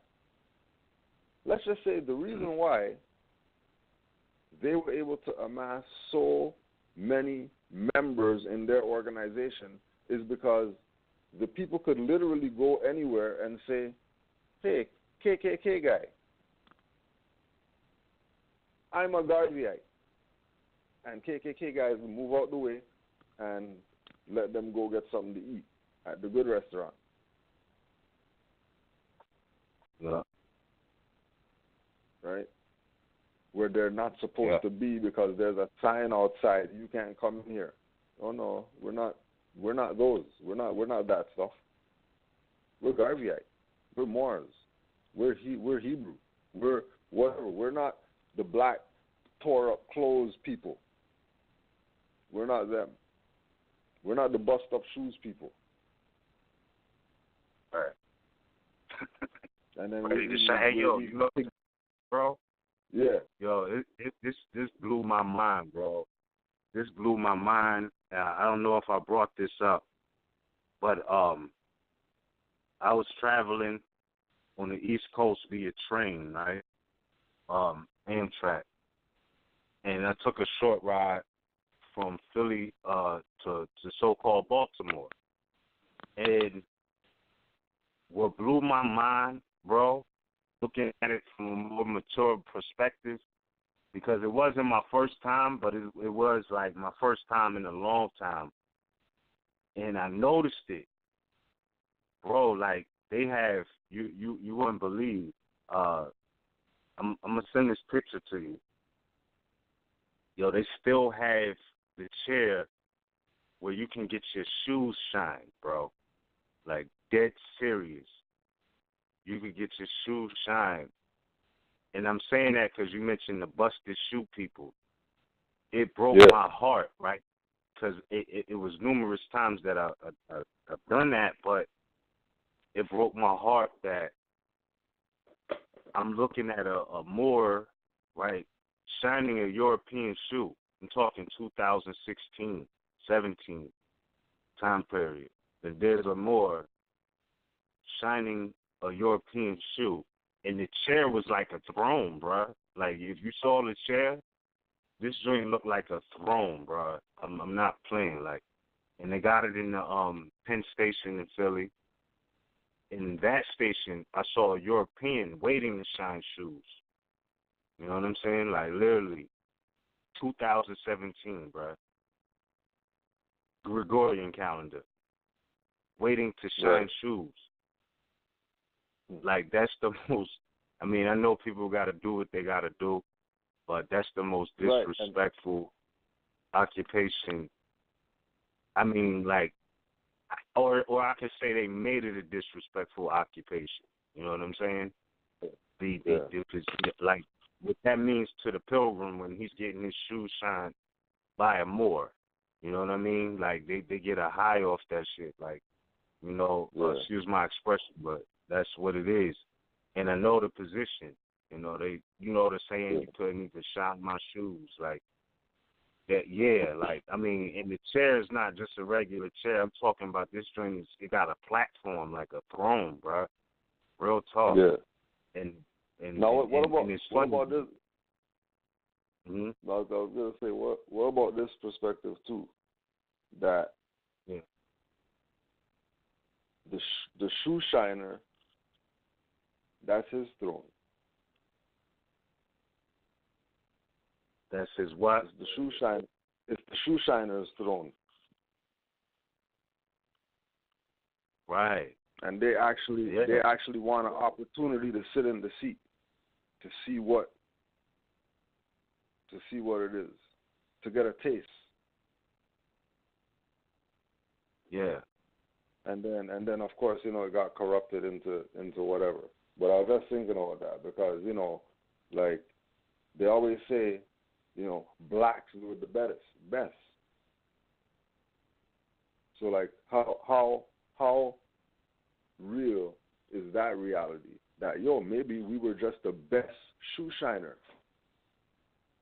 True. Like if you want your shoe shine, the more has to do it. Right. Yeah. Ain't nobody else gonna touch my shoes. But the more. Right. If I want there them you to go. shine. That's the polarity. That is the polarity of it. That is the polarity because you're talking about fashion. You can get dumb fly when we want to. You know, like. Right. So yeah, I'm pretty sure. You know, it had those aspects too. I'm pretty sure it does. No. Because it wasn't like we was walking around. But. Mm-hmm. No, go ahead. No, go ahead, Moore. No, because you were saying with fashion, and what came to mind was the suit store out here called Moor's Moors, the suit people. Right. And if you want a Yeah. suit for prom, whatever, wedding, whatever, that's the spot where you go to. But it's called Moors. There you go. There it is. You know what I mean? And then you look at the Italians. You know, we wasn't into wearing like suits with collars like that, but we did dominate all the fashion markets and things like that. So, you know, the tailor-made like fit just for you. Like if somebody else put it on, it wouldn't fit them like how it fits you. Like tailor-made. You know what I mean? And the reality is, you know, we was talking about the Europeans trying to sell beaver skins. Moors was going hard and had, you know what I'm saying, lion skins, crocodile shoes. You know what I'm saying? And skinned the crocodile and made some shoes to walk, you know, the planet Earth with. Just to show the warrior prowess, like, you know what I mean? I ain't cutting up my toes. I took the alligator feet. And I mean, because they do it, right? It don't hurt them, so let me throw these on real quick. And there you go. And then that translated to so many different things. Like, I forgot the name of the type of shoe. Oh, yeah, moccasins, right? The tall drums. Yeah. Where the pilgrims even bit those ugly, the Uggs boots. The, you know, the boots they call Uggs that sisters was wearing heavy. Right. Like in the first decade of the 21st century, like, yeah, they put that from Moors, all of that. So, I mean, just looking at that aspect, and I know we going out there because, I mean, when you mentioned the busted shoes, and it just brought me to the shoe shining aspect. This is how we got into the conversation, but it's one worthy to have because, you know, Moors were. Moors were the progenitors of all of that. So, you know what I'm saying? Like, they selling you crocodile shoes today and snake skins and, you know, snake skin hats and big belts. I know that kind of went out, but that's ancient. You know what I mean? Like, that was the ancient, you know, fox furs and all of that. And a lot of those, like the foxes, the beavers and all of that, I'm not saying Moors wasn't doing that, but that was more booming when the Europeans was trying to trap over here, and you know, anything they found here was of value to them because they was in a land they never been in before, couldn't believe the things that existed here. And you know that psychology of having to control and own and dominate and just, you know, be in total control of things they never had, that is where, you know, they started going hard with the trafficking of furs. But it didn't really start with them, you know what I mean? So there you go. And keep in mind, too, crocodiles, alligators, they all indigenous to North America. You know, down there, so-called Florida, all of that, they're indigenous. And, you know, and you see these same animals in the walls, in the halls, Kemet, going back to what you were saying earlier. But it's funny because we're talking about different furs and animals. Like the rabbit isn't even indigenous to America. Like that was a fertile species that was dropped off here, and that's really the truth. They're not indigenous to North America. But I find it interesting that the deer is indigenous to every continent, just like us. You know what I mean? Every continent, just like us. So they had deer skins. You see the Europeans flexing they muscle when they got deer heads on the walls, bear heads, stuffed bear heads. Just like, you know, when we didn't understand really concepts of life and death and we wanted to hold on to the dead, we was doing the mummifications and everything like that to preserve them, you know. But current day, you know, you still see that in certain aspects. Part for the caller that just dropped your hand. I saw you drop your hand. But yeah, no problem. But yeah, for certain, that's what it is. So we gotta have a certain ambition, you know, keep it moving, understanding our past, present, and future as a people, because if we're ancients return, you know, some are those pure ancients return, and some of those are those, I don't know, that mind state existed, but it might have started with being Christianized and turned to Moriscos. But check it out. Another thing that's in the early pages of philosophy and opinions of Marcus Garvey, you know, by Amy Jacques Garvey. This was the Journal of Pan-African Studies, 2009. It says here that ambition is the desire to go forward and improve one's condition. It is a burning flame that lights up the life in the individual and makes him see himself in another state. So we're talking about multidimensional aspects of sight or knowing thyself, being and seeing thyself, correlating with what Noble Drew Ali was saying about others see you more plainly when you do not see yourself, right? So I'm going to just bring that back to the beginning. Ambition. Ambition is the desire to go forward and improve one's condition. Burning flame that lights up the life of the individual and makes him see himself in another state. To be ambitious is to be great in mind and soul. So, again, there goes that union, the divinity aspect. To be ambitious is to be great in mind and soul. To want that which is worthwhile and strive for it, meaning put in the work for that for what is worthy. You know what I mean? Like to want to earn that, to put in the work, to strive for it. And that takes me back to what Yeshua was saying in the Red Book. He was like, look, the Prince of Peace must first be the Prince of Strife, you know? So you have to strive. There's certain strife that goes with it, you know? It is what it is. And to go on without looking back, reaching to that which gives satisfaction. To be humanly ambitious is to take in the world which is the province of man. To be divinely ambitious, now he's talking about divine ambition. So he says to be divinely ambitious is to offend God by rivaling him in his infinite majesty.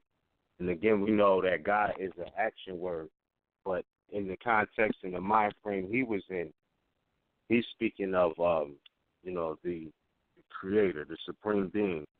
Even though we could break that down, just like we could break Negro down, we don't necessarily agree with that because I know for a fact, we're not Negro, black in color.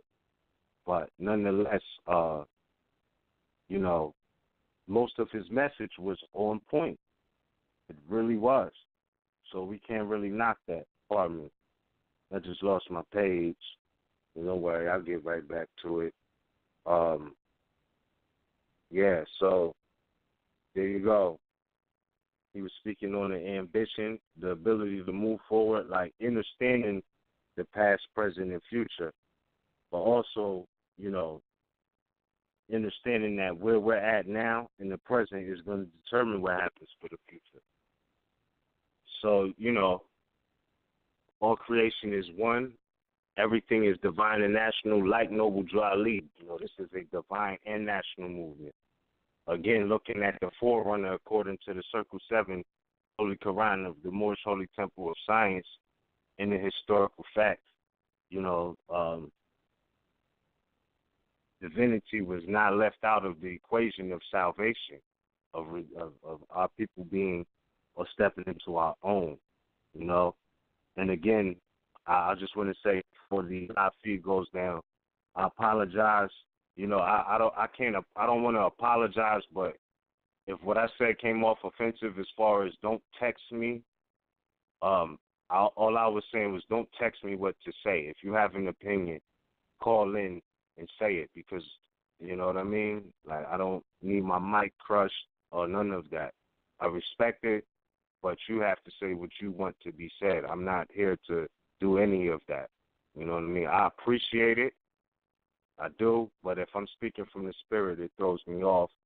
So pardon if that came off rude. I appreciate all context, but it's a time for that, and there's a time where that's just not what it is. You know what I mean?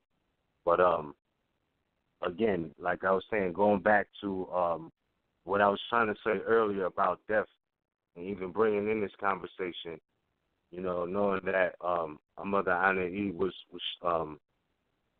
dealing with an ancestor, you know, who was in transition mode.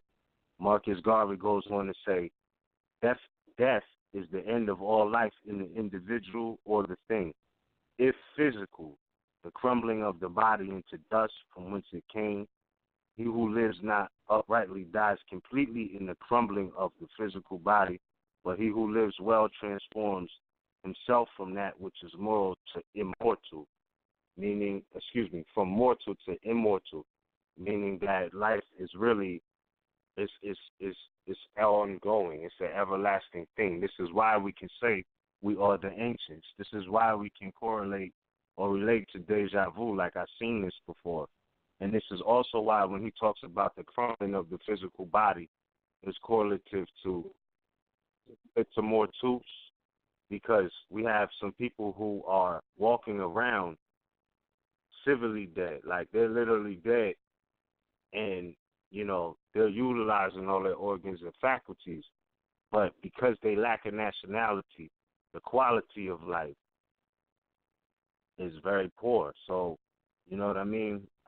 It's not just the subject came up. I don't want to talk on it too much. You know what I'm saying? But for the fact that death has many aspects in law and in physicality, and when in the law books it's talking about being in full life, you know, energy, spirits, people never really die.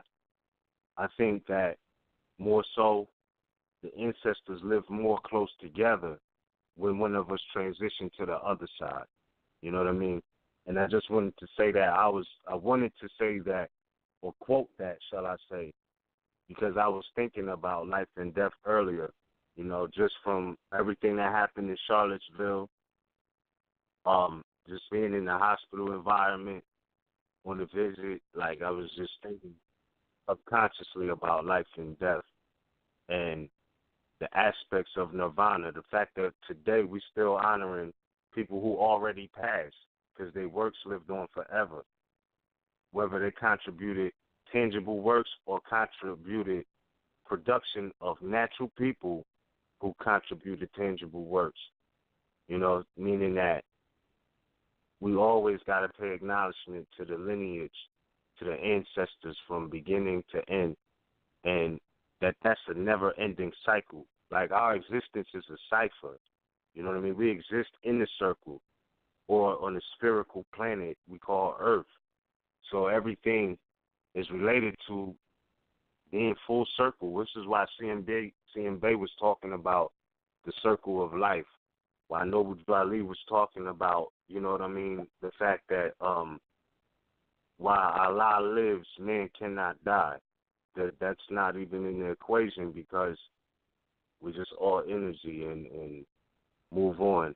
And I know we could get on some, you haven't died, how do you know? That's finite thinking. You know what I mean? Because real talk, it is finite thinking. Because we could tell. I mean, I don't know. I don't feel I'm greater or less than, but I do feel like this isn't my first time on planet Earth. You know what I mean? This isn't my first life cycle, and I'm not confused about that. You know what I mean? I've accepted different or thought about, you know, you was talking about thinking earlier, and I thought about different aspects of things that are common to all of us, like deja vu. How is it so real that you feel like it all happened before? And to me, I just chalk it up as, you know, being a part of maybe, you know, past life experiences, maybe even dreams that was recorded on your spirit eye in your last life that you live out now. I don't know, but there's just many, you know, telltale signs that everything isn't the first time. things are happening. You know what I mean? And that's for all of us. You know, so like you said, you know, it's the return of the ancients. That already happened. You know what I mean? And certain people made their works and their life purpose immortal by putting it out to the public. Going back to what Noble Drew Ali was saying about the press being the most strongest weapon we have is the press. But then even Garvey was talking about how that's supposed to be impartial. And it's sad what we're seeing today because you got people who've been Moriscos and house Negroes their whole life. You know what I mean? It's not even like they like, yo, I've been in the field, you know what I mean, with no place to go before. Now I finally got to make it to the house and enjoy, you know, a level of comfort. Like, they're not even that. Like, they've been Stevens their whole life. You know what I'm saying? Like, their whole, and you can't convince them that their master. It's just crazy, bro. It's crazy. You know the slave psychology, the serf psychology. You know, so it's like, man, we're trying to live out what was already said with common sense to tell us all, with international law. Because like I said before, you know, when we take, even Noble Drew Ali was saying, what was it, Savior of the Nation?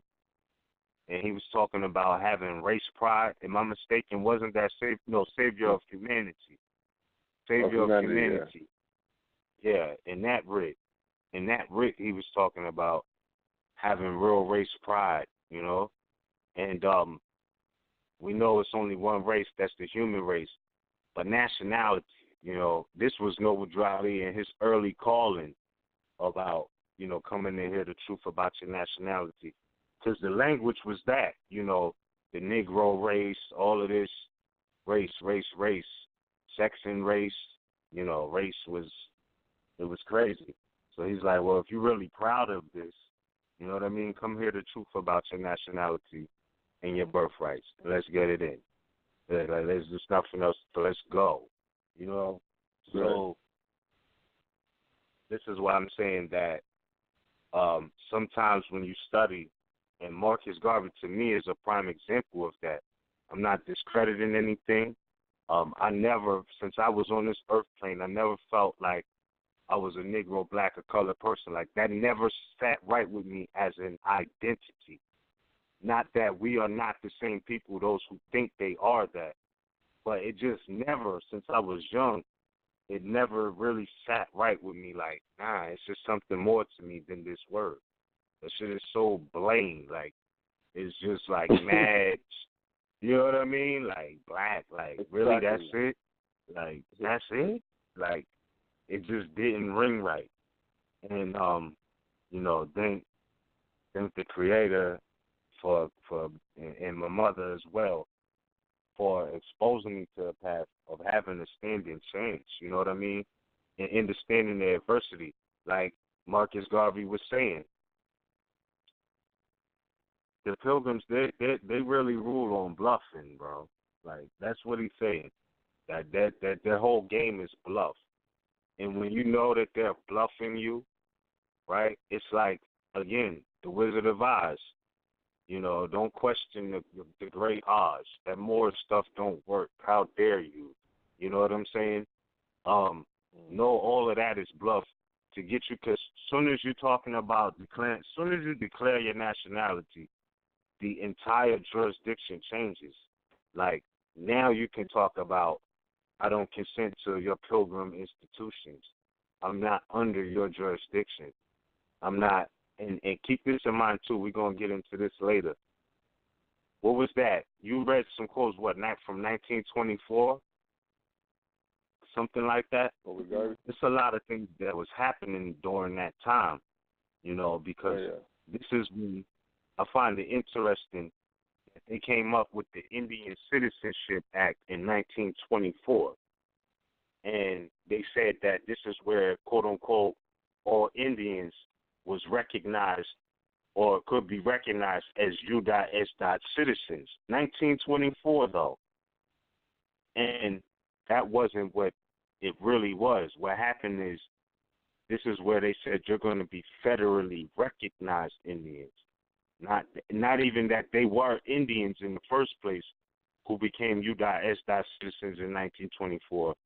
It's just that they was like, okay, basically this is where Moors or Moorish tribes was collectively recognized as federally reserved Indians to that nature. And then, you know, they kept that whole Indian Citizenship Act thing where they, you know, people, aboriginals who abandoned their birthright or pilgrims who was trying to claim they was aboriginal was afforded or allowed the chance to become U.S. citizens, which was a fiction anyway. It was all a fictitious jurisdiction. So keep this in mind that happened while Noble Drew Ali and Marcus Garvey was on the scene. That this was the political atmosphere. They was coming up with the Indian Citizenship Act, or recognizing tribes as federally recognized Indians. And they never were Indians. So this was the, you know, that was their attempt at that time to try to assume more personam jurisdiction over others, you know. So, yeah, all of that is really important to recognize, because here come Noble Drew Ali. You got, you know, the word is, oh, Negroes, free Negroes this, free Negroes that, you know, the Negro race this. And Noble Drew Ali come on the scene like, come all ye Asiatics. Forget Indians, all ye Asiatics of North America, hear the truth about your nationality and birthright. All ye Asiatics. You know what I'm saying? And then you look up Moor in the unabridged, and it's telling you that, you know, that is that it applies to any of the Asian, Africans, any of them, any of the dark races, as they say.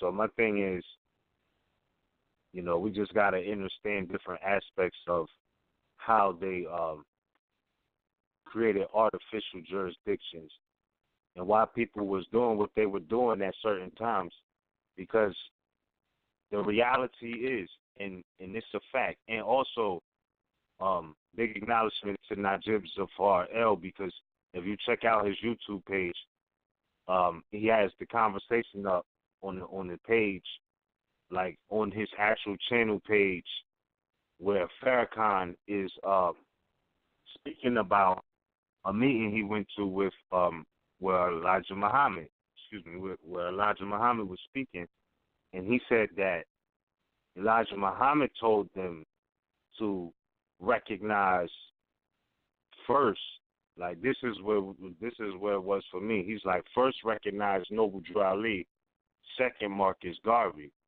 And I'm like, wow, you know, that's saying a lot, because not just that, the further you go back, you realize how many more people came before more people. Like, it's just like, you know, everybody, like, there's people from every timeline, you know, who was passing on a certain mission, and people who was carrying it out and making sure that the mission was preserved.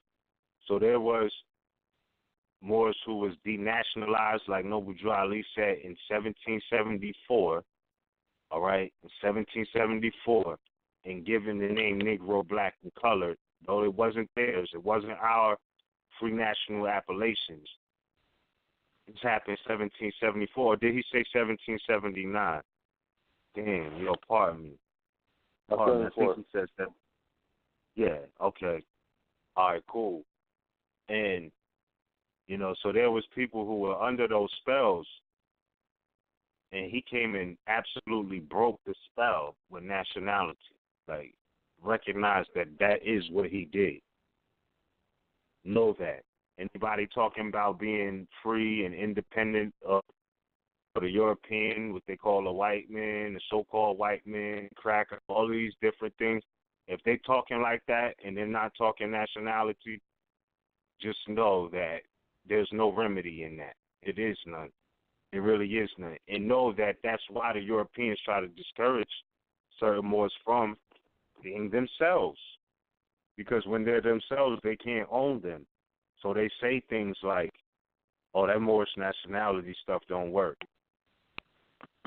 Don't even try that. And meanwhile, they're obligated not to bias anybody because of their nationality. Meanwhile, there's historical records distinguishing those in their proper person as Moors from, quote, Negro, blacks, and coloreds. That's a fact. And what are they also saying? They're also saying even by them recognizing certain, quote, unquote, tribes and not others goes to show you that that's still a device mentality. As we were talking about those who was on the plantation and wanted to stay and those who wanted to get away, all they're saying is if you didn't help us, you know what I mean, get to defeat these Moors, we're not recognizing you as Aboriginal or, indigenous anything. Like, they're not even trying to do that. So the ones that are, quote-unquote, federally recognized Indians are the ones who help different European nations fight against their own, right? Because, remember, there were so many different allied forces. You had different Europeans fighting amongst each other, too, which was the lowest form of society that they brought. You know what I mean? Because as it says in the Intercatera Divina, we were one people, worshiping one God, one creator, right? So all of these things, you look at that like, what could the beef have been if they was all on the same spirituality, right? They was all on the same thing, you know, speaking the same language. Everybody could communicate with everybody. And I can't see how much beef that could have brought, opposed to them telling you about a nondescript, you know what I'm saying? Like, let's just say they take the word Jesus Christ, telling you this is God, but you've been calling out different indigenous appellations your whole life. There's automatically a conflict in what you're saying. Like, I don't know what you're talking about. You know what I'm saying? So when they came and it was about the crown. It was about the crown. So the cross with the crown, and they're like, yo, in this time we conquer. In hot signal visas, like in this time we conquer. You know, they was about thrones, crowns, land, and religion, enforcing their lower frequency vibrations on the indigenous people to, quote-unquote, baptize them and Christian them and give them Christian names. Yo, that's crazy because even today that's what they do with the Christian, and you know what I'm saying? There's certain babies that are born and they like, yo, we're going to have a Christian name for our child. That's about giving them a Christian name. That's a conversion. You know what I mean? Really. That's a ritual of conversion to a foreign jurisdiction. But, yo, bro, my fault.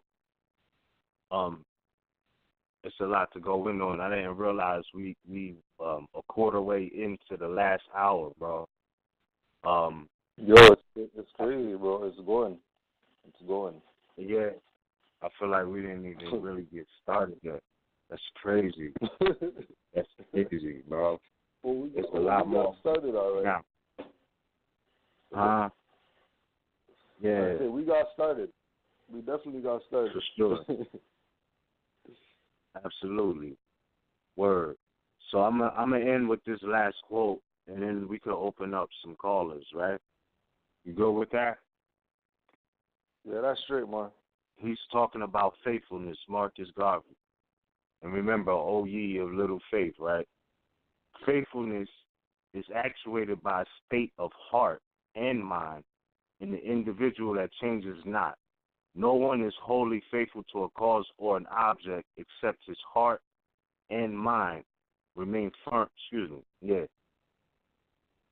Except his heart and mind remain firm without change or doubt. If one's attitude or conduct changes toward an object, then one has lost in one's faithfulness. It is a wholeness or belief overshadowing all suspicion, all doubt, admitting of no question, to serve without regret or disgust, to obligate oneself to that which is promised or expected, to keep to our word and do our duty well. There are but few faithful people nowadays. Marcus Garvey. And last thing, last one. He says prohibition. Prohibition is to abstain from intoxicating liquor, as it makes us morbid and sometimes drunk. But we get drunk every day, nevertheless, not so much by the strength of what we sip from the cup, but that which we eat, the water we drink, and the air we inhale, which at fermentation conspire at even tide to make us so drunk and tired that we lose control of ourselves and fall asleep. Everybody is a drunkard, and if we were to enforce real prohibition, we should all be dead. That's something to think about. So, that being said, we're going to jump into our first caller. Caller 972-339. You're live on the air. Are you with us? Islam, fam. Islam. Islam. All love and peace out to you, Miss Ram. And Cujo, what's up? It's the miseducation of the Negro. Yes, sir. Yes, sir. I am Abdul Malik Shakur Bey. I'm calling from Northwest Mexico, the Texas Republic Territory. And y'all having another, as usual, another great show today. I like to read, and since this is the full runner, Malcolm Azar Garvey. This is his day, his earth day, because no man give birth to no child, a human being, but we are granted here with a privilege to our mothers, and this is our earth day. Garvey was a Jamaican-born black nationalist who created a black back to Africa movement in the United States. He became an inspirational figure for later civil rights activists. Marcus Garvey was born in St. Ann's Bay, Jamaica, on the 17th of August, 1887. The youngest of 11 children, he inherited a keen interest in books from his father, a Mason, and made full use of the extensive family library. At the age of 14, he left school and became a apprentice, where he led a travels in the South and Central America and also visit London. He returned to Jamaica in 1914 and founded the Universal Negro Improvement Association, the NIA. In 1916, Garvey moved to Harlem in New York, where UNIA thrived, but now a formidable public speaker. Garvey spoke across America. He urged African Americans to be proud of their race and return to Africa, their ancestral homeland, and attracted thousands of supporters. Facilitate the return to Africa that he advocated in 1919. Garvey founded the Black Star Line to provide transportation to Africa and to the Negro Factory Corporation to encourage black economical independence. Garvey also unsuccessfully tried to persuade the government of Liberia in West Africa to grant land on which black people from America could sell. In 1922, Garvey was arrested for, as they say, and I'm not going to read that. This is what I want to state. Marcus Garvey, born August, this day, the 17th, year 1887. Noble Drew Ali, born of North Carolina, 1886. Take the last numbers, the 7 and the 6. Add them, you get 13. John was 12 years old when his mother died. Remember, add 7 and 6, you get 13. 1 plus 3 equals 4. John was 12. 12 plus 4 equals 16. 1 plus 6 equals 7. You see, you can't escape completion, which is the 7. The Elohims are the protectors. And continue before I relieve the flow. In the one-on-one,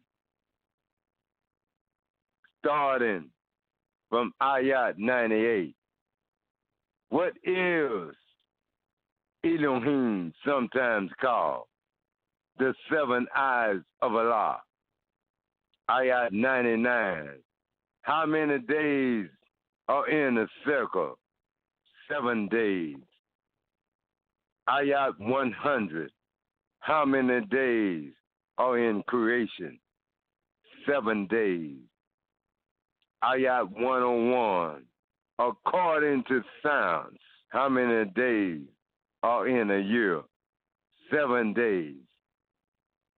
The forerunner for our illustrious Prophet Noble Jew Ali, Sheikh Sharif Abdul Ali, was our grandfather, Marcus Mosiah Garvey, who brought the red, black, and green.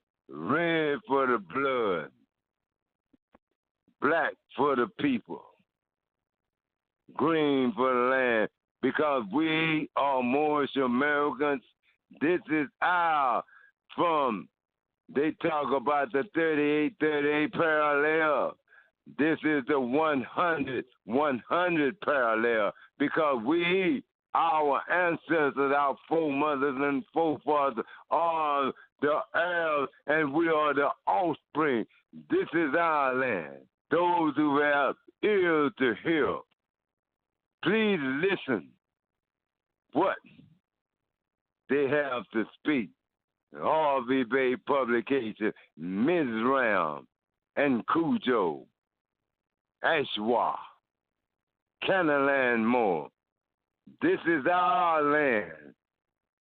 This is our inheritance. This is our birthright. So wake up, Moors and Moabites, because on the cover of one-on-one, if you have it, look and see who is Noble Jew Ali carrying.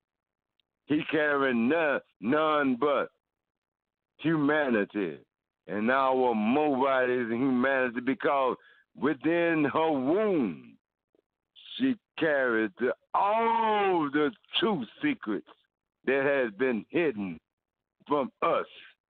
And now it's time, for we have had the payback of repentance of Allah, from which our forefather and foremother done to put us in this situation. But as our lesser prophet stated, This is a new time and era now. And all Moors must proclaim their nationality and birthright. Islamism. I relay the flow.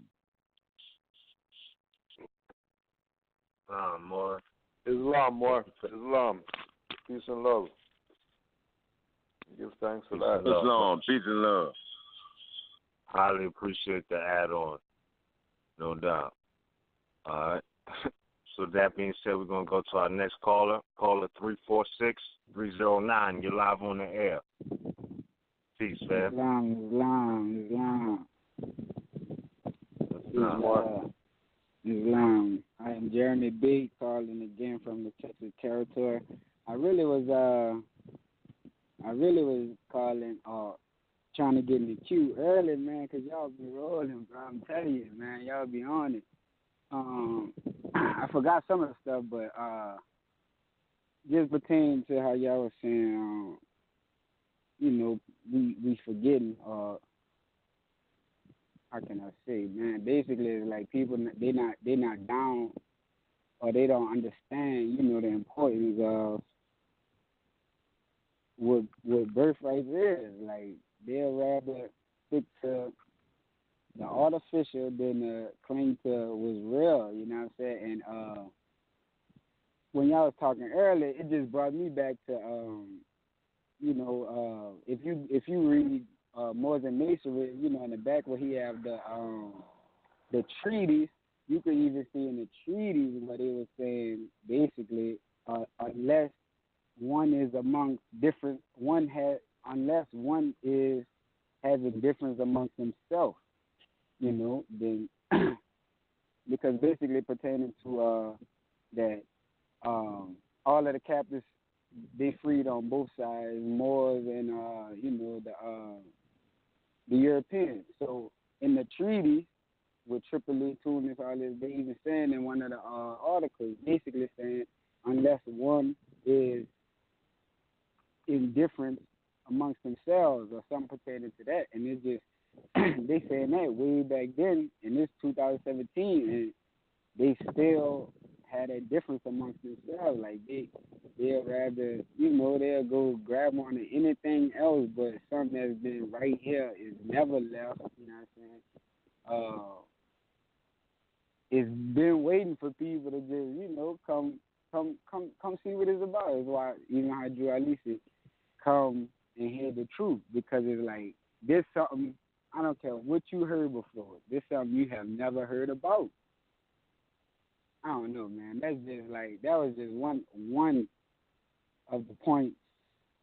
And I had another one, just how y'all talk about like the fashion and the style with the shoes. You can't forget the Moor Gators. You know what I'm saying? So right now, people would accredit that to European style. And I remember if you listen to the Jay-Z Watch the Throne song called The Illest Month Alive, he like, usually you had as much taste, you European, that's the end of that way of thinking, nigga, never again. But basically saying, like, stop giving them all this power, man. What are you doing? Like, this been us from the beginning. And even just saying that, it goes back to the treaty. You must be amongst different, like, you must have a difference amongst yourself. You must have an infliction in your mind. They knew people was, even coming down to the Moriscos, they'll overthrow their own people for whatever they was promising them. They knew that after all this stuff, they didn't even have nobody to trust. So after all this stuff, that's where the Barbary Corsairs come in, all this. So it's like they already knowing that some people are straying away, man. And for us to protect what we have to set up these treaties, and we made statements like, like the article said, unless you have difference amongst yourself.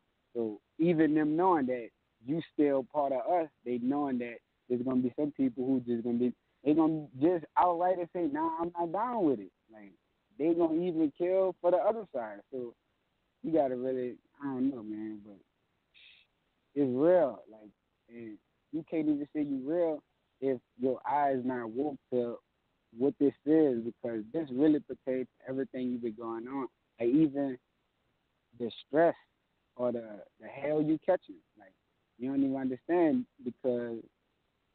not even in your proper person first off. All these other things, but nobody want to hear that. They too old. They don't want, drop everything. They don't want to stop going to the club and just pick up a book. They don't want, just stop being a part of the negative. Man, I don't know. And like y'all say, y'all got started, but you can keep going, man. I'm the same way because it's like with this type of stuff, I apply it.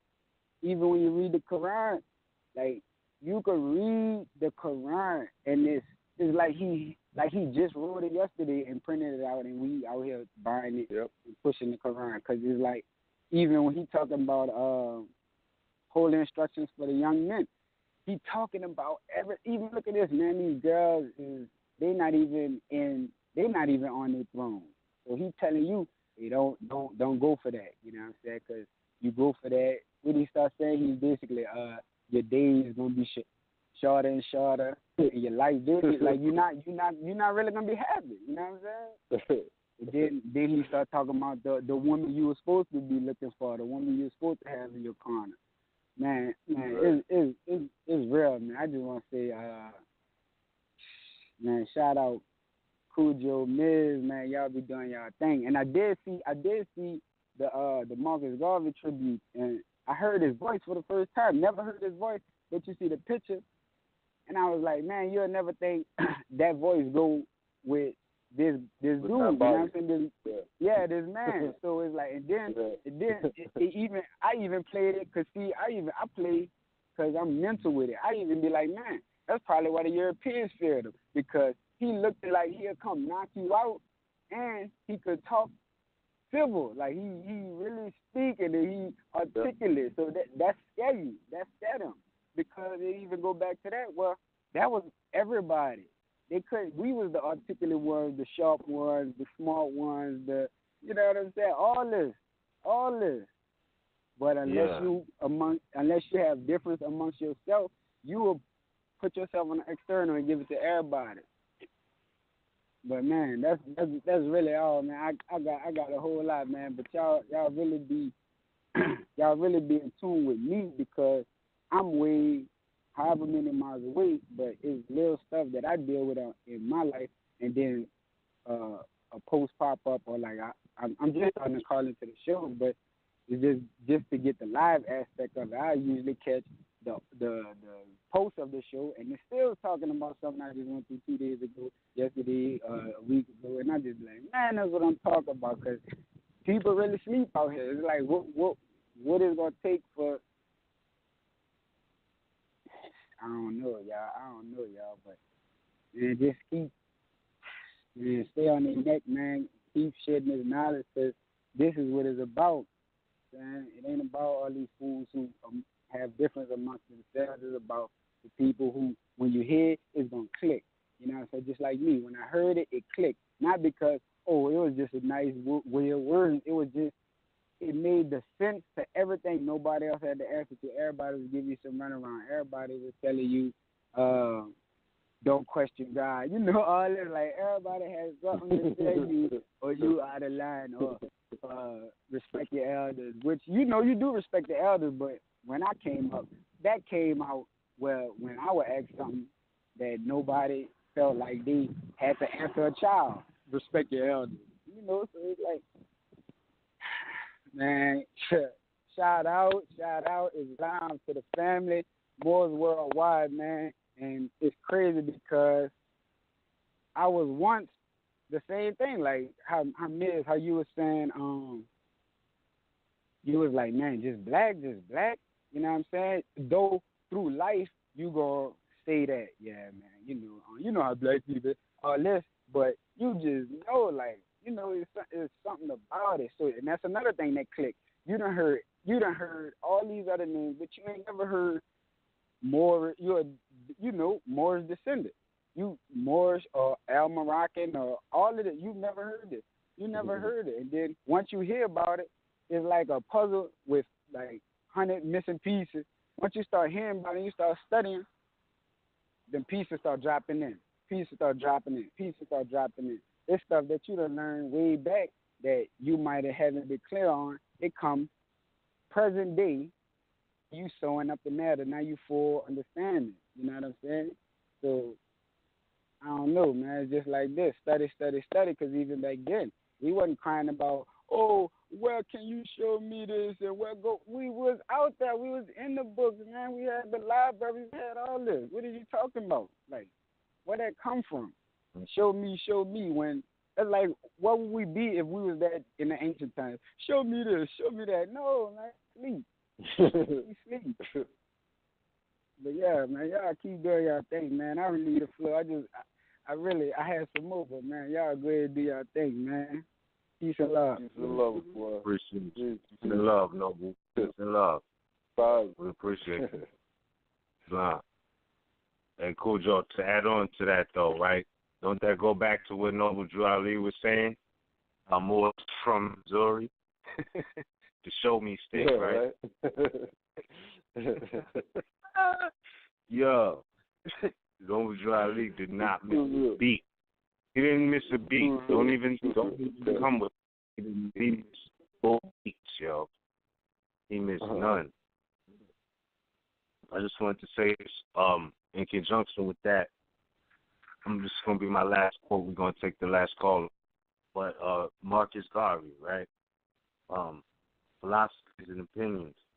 It says, there is no strength but that which is destructive. I was like, damn. There is no strength but that which is destructive, because man has lost his virtues. His virtues is an aspect of strength. So keep that in mind, and I'm going to read that over. There is no strength but that which is destructive, because man has lost his virtues and only respects force. Going back to what you were saying about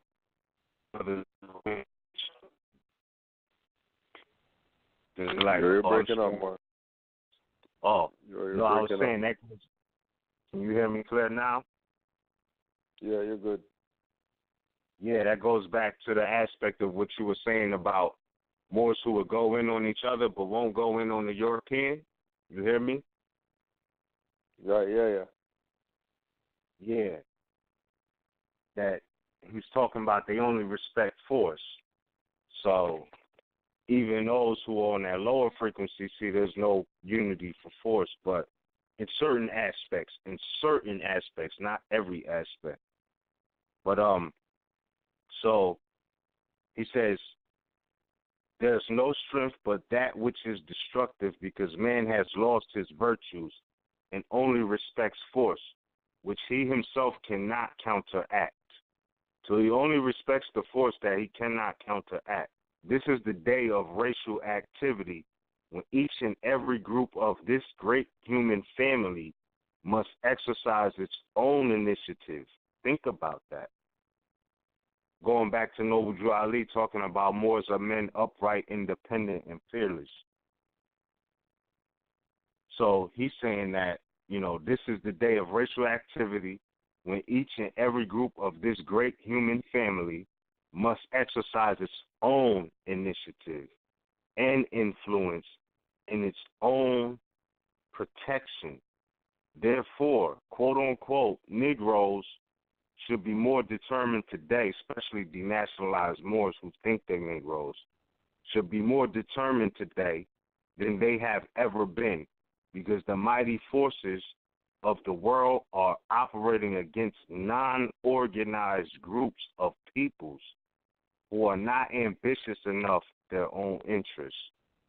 Quote Marcus Garvey, Philosophies and Opinions of Marcus Garvey. So, you know what I mean? Like, that's something else to think about. But with that being said, we're going to take our next caller and get into some closeout tunes. All right? So, hold on. Oh, no. Our last caller dropped, I believe. Let me see. I think we already took this caller. Caller 346-309. You live on the air. You with us? Yeah. I think that was Brother Shakur. So that being said, Moore, we have no more callers left. Is there anything you want to say in closing? Well, in closing, once again, supreme honors to Marcus Garvey for all the work that he did with regard to getting us prepared to receive Noble Drew Ali. And, you know, I mean, it's real when we look at his teachings and say that he's the forerunner of the Prophet. Like, it's real. If you really were a supporter of Marcus Garvey, then when you found out about Noble Drew Ali, you should have been on board like the next day. Shouldn't even been nothing to talk about, debate about, because you're getting your flag back, you're getting your name back, which is what we were lacking for us to have the nation. Because we already had the security, we had the African Legion, we had the hospital with the Black Cross nurses, and of course we had the school with the Moorish Science Temple, university, whatever, any degree you want, you can go to the Moorish University, right? The quote-unquote religion or church, whatever, was the Moorish Zionist Jews, and you go to your church there. You know what I'm saying? Everything was done. Like, everything was done. Everybody was unified, had their nationality, name, religion, flag, you know, language if they wanted. Yeah. So it takes nothing to get back there. Just start thinking again. So Islam to all the Moors listening in, calling in, and looking at those archives. And don't forget the nationality book by Kudjo Adwo. You can get that at khalifamedia.com. Islam, Moors, peace and love. Islam, indeed, Moor. Yeah, you do have a book going in on that. So I gotta dust some books on my shelf off, bro. And I ain't saying yours is collecting dust. I'm working on so much right now. If you could see all this literature that's just all around me, bro. Like, it's just crazy, bro. We're working. So, that being said, big acknowledgement and big thanks to our sister Anna E. and her mother for giving her life. And then, you know, she continued the process and has family and everything. So, big acknowledgement to her. We send much support in what she's doing. As of right now, we can't necessarily count Sister Standing on Law for this Sunday out. But your updates will come through, you know, the MHHS Facebook page, RVBey Publications, you know, word of mouth text of whether it's going down. It could still go down. I know my mother was speaking about if she still needs her time. My mother might just go in on astrology. So we might get an astrology class this Sunday by RVBey. And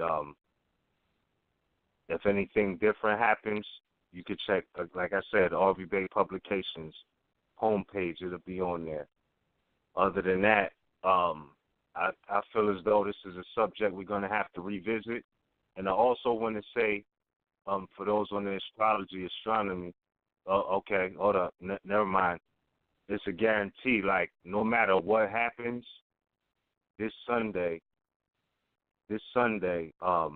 there will be a Sister Standing on Law, even if my mother is going in on astrology by herself. You know, we're going to send out some great energy for Anna E, for the entire Moorish family. That's something that's needed. I think that'll be powerful. We get an astrology class from RVBey, my mother, a day before this big solar eclipse event on the 21st. So I'm going to just say that, you know, for those who are listening now, you know, summons your energy up, and with the universal rhythm, let that just eclipse everything you don't want in your life out with the universe. You know what I mean? Utilize those creative forces for the good, not the evil. And, you know, let the negative energies, the negative thoughts, holding on to old foundations that are not working, Like, let all of that be eclipsed out of your life, you know, with the eclipse that's coming, transitioning into Virgo, the Virgin, you know what I mean? The Virgin season, leaving Leo. So those technically in Leo, we're still dealing with matters of the heart and soul, as Marcus Garvey, we quoted earlier, was speaking about, as Noble Drew Ali spoke about. I don't want to talk too much on the subject. I'm trusting that we're going to get that work this Sunday, just the standing on law, astrology, eclipse. And for those in different regions, I would say, who are going to be right on the path where you could get the full blockage of the sun or the solar eclipse, like, and see the complete darkness, because it's going to be different views from different angles. That's what life is about. You see things different ways from different positions. But for those who know the projected path of the eclipse shadow, man, get your cameras out, record that, post that, share that with more so we can see what the feel was like.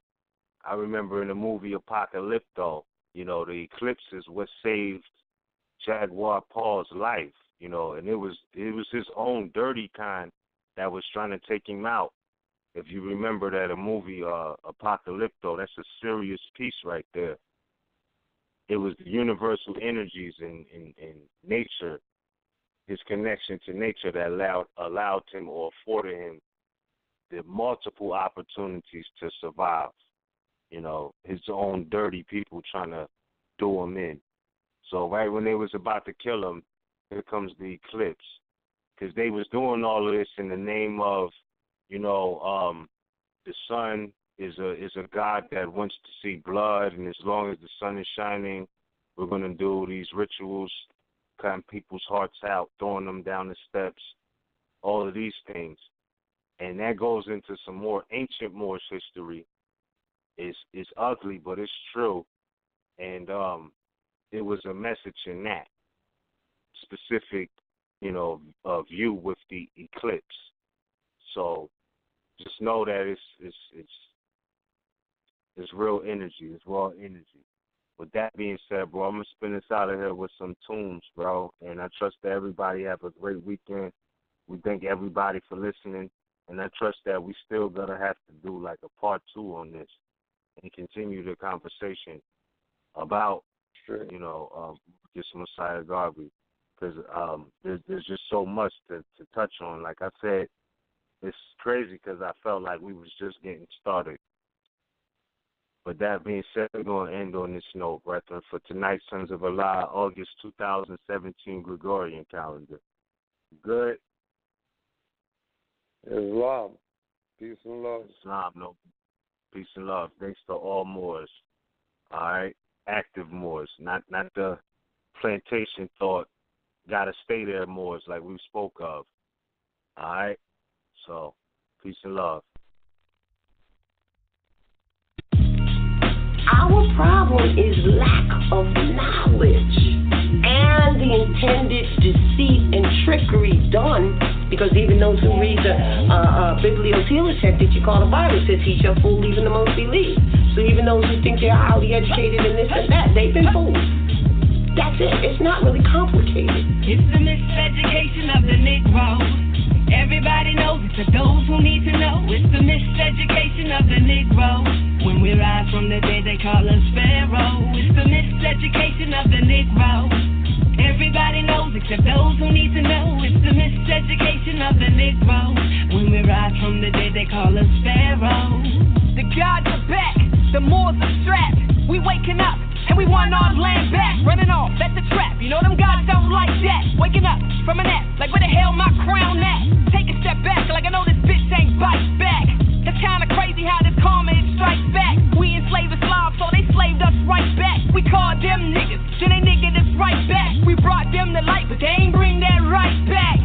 If I was lazy, dirty dancing with the baby, then just maybe won't revolt like Haiti. I too smart, love a tour, Marcus Garvey, your ass. No, but you are leading, God body the man. Now I ain't gotta be bad, and you ain't gotta be mad, but the planet is heating up, so the first I'll be last. I got that melanin that's better than anything you ever medicine. We at your front door, wonder why you never let us in.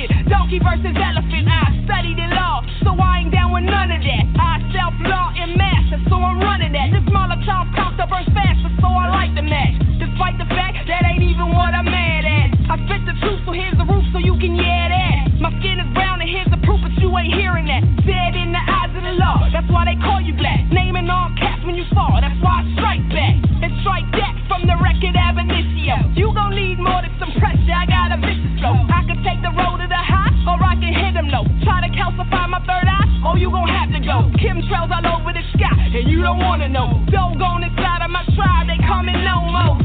If you believe that your history started on a slave boat, I can guarantee you that's where it ended too. That's what I'm saying. Then, after saying that, and so don't believe me, go back and do some studies past the 1700s, and I'll guarantee you, sure as you're sitting there listening, or wherever you are, watching, listening, you will find nothing but the word Moor, and that's another thing. Because we weren't called black. That description, maybe, black or more or whatever, but that's it. Know the difference between a description and an actual, person, place, or thing now. I mean, really. It's the miseducation of the Negro. Everybody knows it, to those who need to know. It's the miseducation of the Negro. When we rise from the dead, they call us Pharaoh. It's the miseducation of the Negro. Everybody knows except those who need to know. It's the miseducation of the Negro. When we rise from the dead, they call us Pharaoh. From the pyramids to the project, the beginning is the part they want you to forget. Implant your memory with that noose around your neck. It's the King Alpha plan and it's set in full effect. The butler, the help, and 12 years a slave. Django and Selma, they get them accolades. They made a movie called Exodus about the gods and kings with an all-white cast from Egypt. Now that's the same. They ain't never seen no movie about no European slaves. We were traveling the seas when they was living in caves. We had to civilize them, show them how to behave. In fact, we brought them light and taught them how to bathe. This is trading places with stolen identity. We agreed to be educated by our own enemy. Reverse psychology, I'ma need a lobotomy. An exorcism just to get this shit about me. Roz Mariah, Anna E, Miss Raheem, Tariq, Cujo from Cannonland. Listen to them speak. I done learned from the best. I don't need no DNA test. The nations in my womb has given from the breast. The empire's back, so you know what's next. The Moors are waking up, now you must confess. Yes, yes. The Moors are waking up, now you must confess. Birthright theft. The whole deal was, where's my land that, for them? The whole deal was, this is really quote-unquote promised land. This is really the quote-unquote heart of civilization. This is really what you might call Northwest Africa. That's what, and I say that to people so they can stop saying I'm going back to Africa and understand that they're in it. It's the Garden of Eden. That's what they had in Columbus's journal that they arrived in Eden. So what has happened is absolute lies. That's right. And the land of milk and honey is another terminology. So these things are important because as you're doing studies, and if it says the land of milk and honey, you need to know they're talking about the North American continent. If you don't know that, then you miss it. And that's part of our problem. That part of our problem is the miseducation. We have been lied to, lied to, lied to, lied to, lied to, lied to. Now let's look at Noble Drew Ali. Here's a man that died a young man. Noble Drew Ali. He lived from 1886 to 1929. I salute my brother. He's the first man to bring Islam to us in the way he tried to bring it. And I thank him. Thank Allah for him.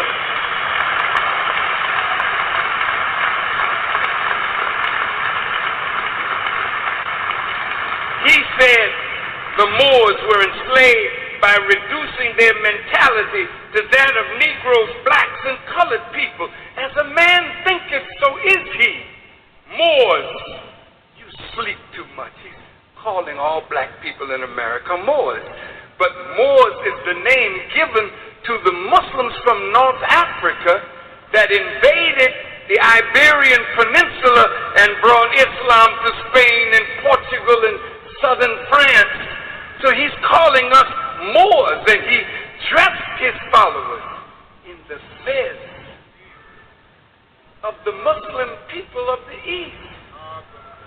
Look at what he said. The Moors were enslaved by reducing their mentality to that of Negroes, blacks, and colored people. As a man thinketh, so is he. Moors, you sleep too much. Wake up and see the 7 bridges crossing in the sky. Can you see that you are a people? Not an organization. We are a people. We are a nation.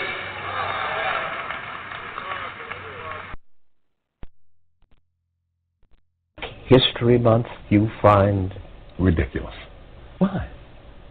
You're going to relegate my history to a month? Oh, come on. What do you do with yours? Which month is White History Month? Well, come on, tell me.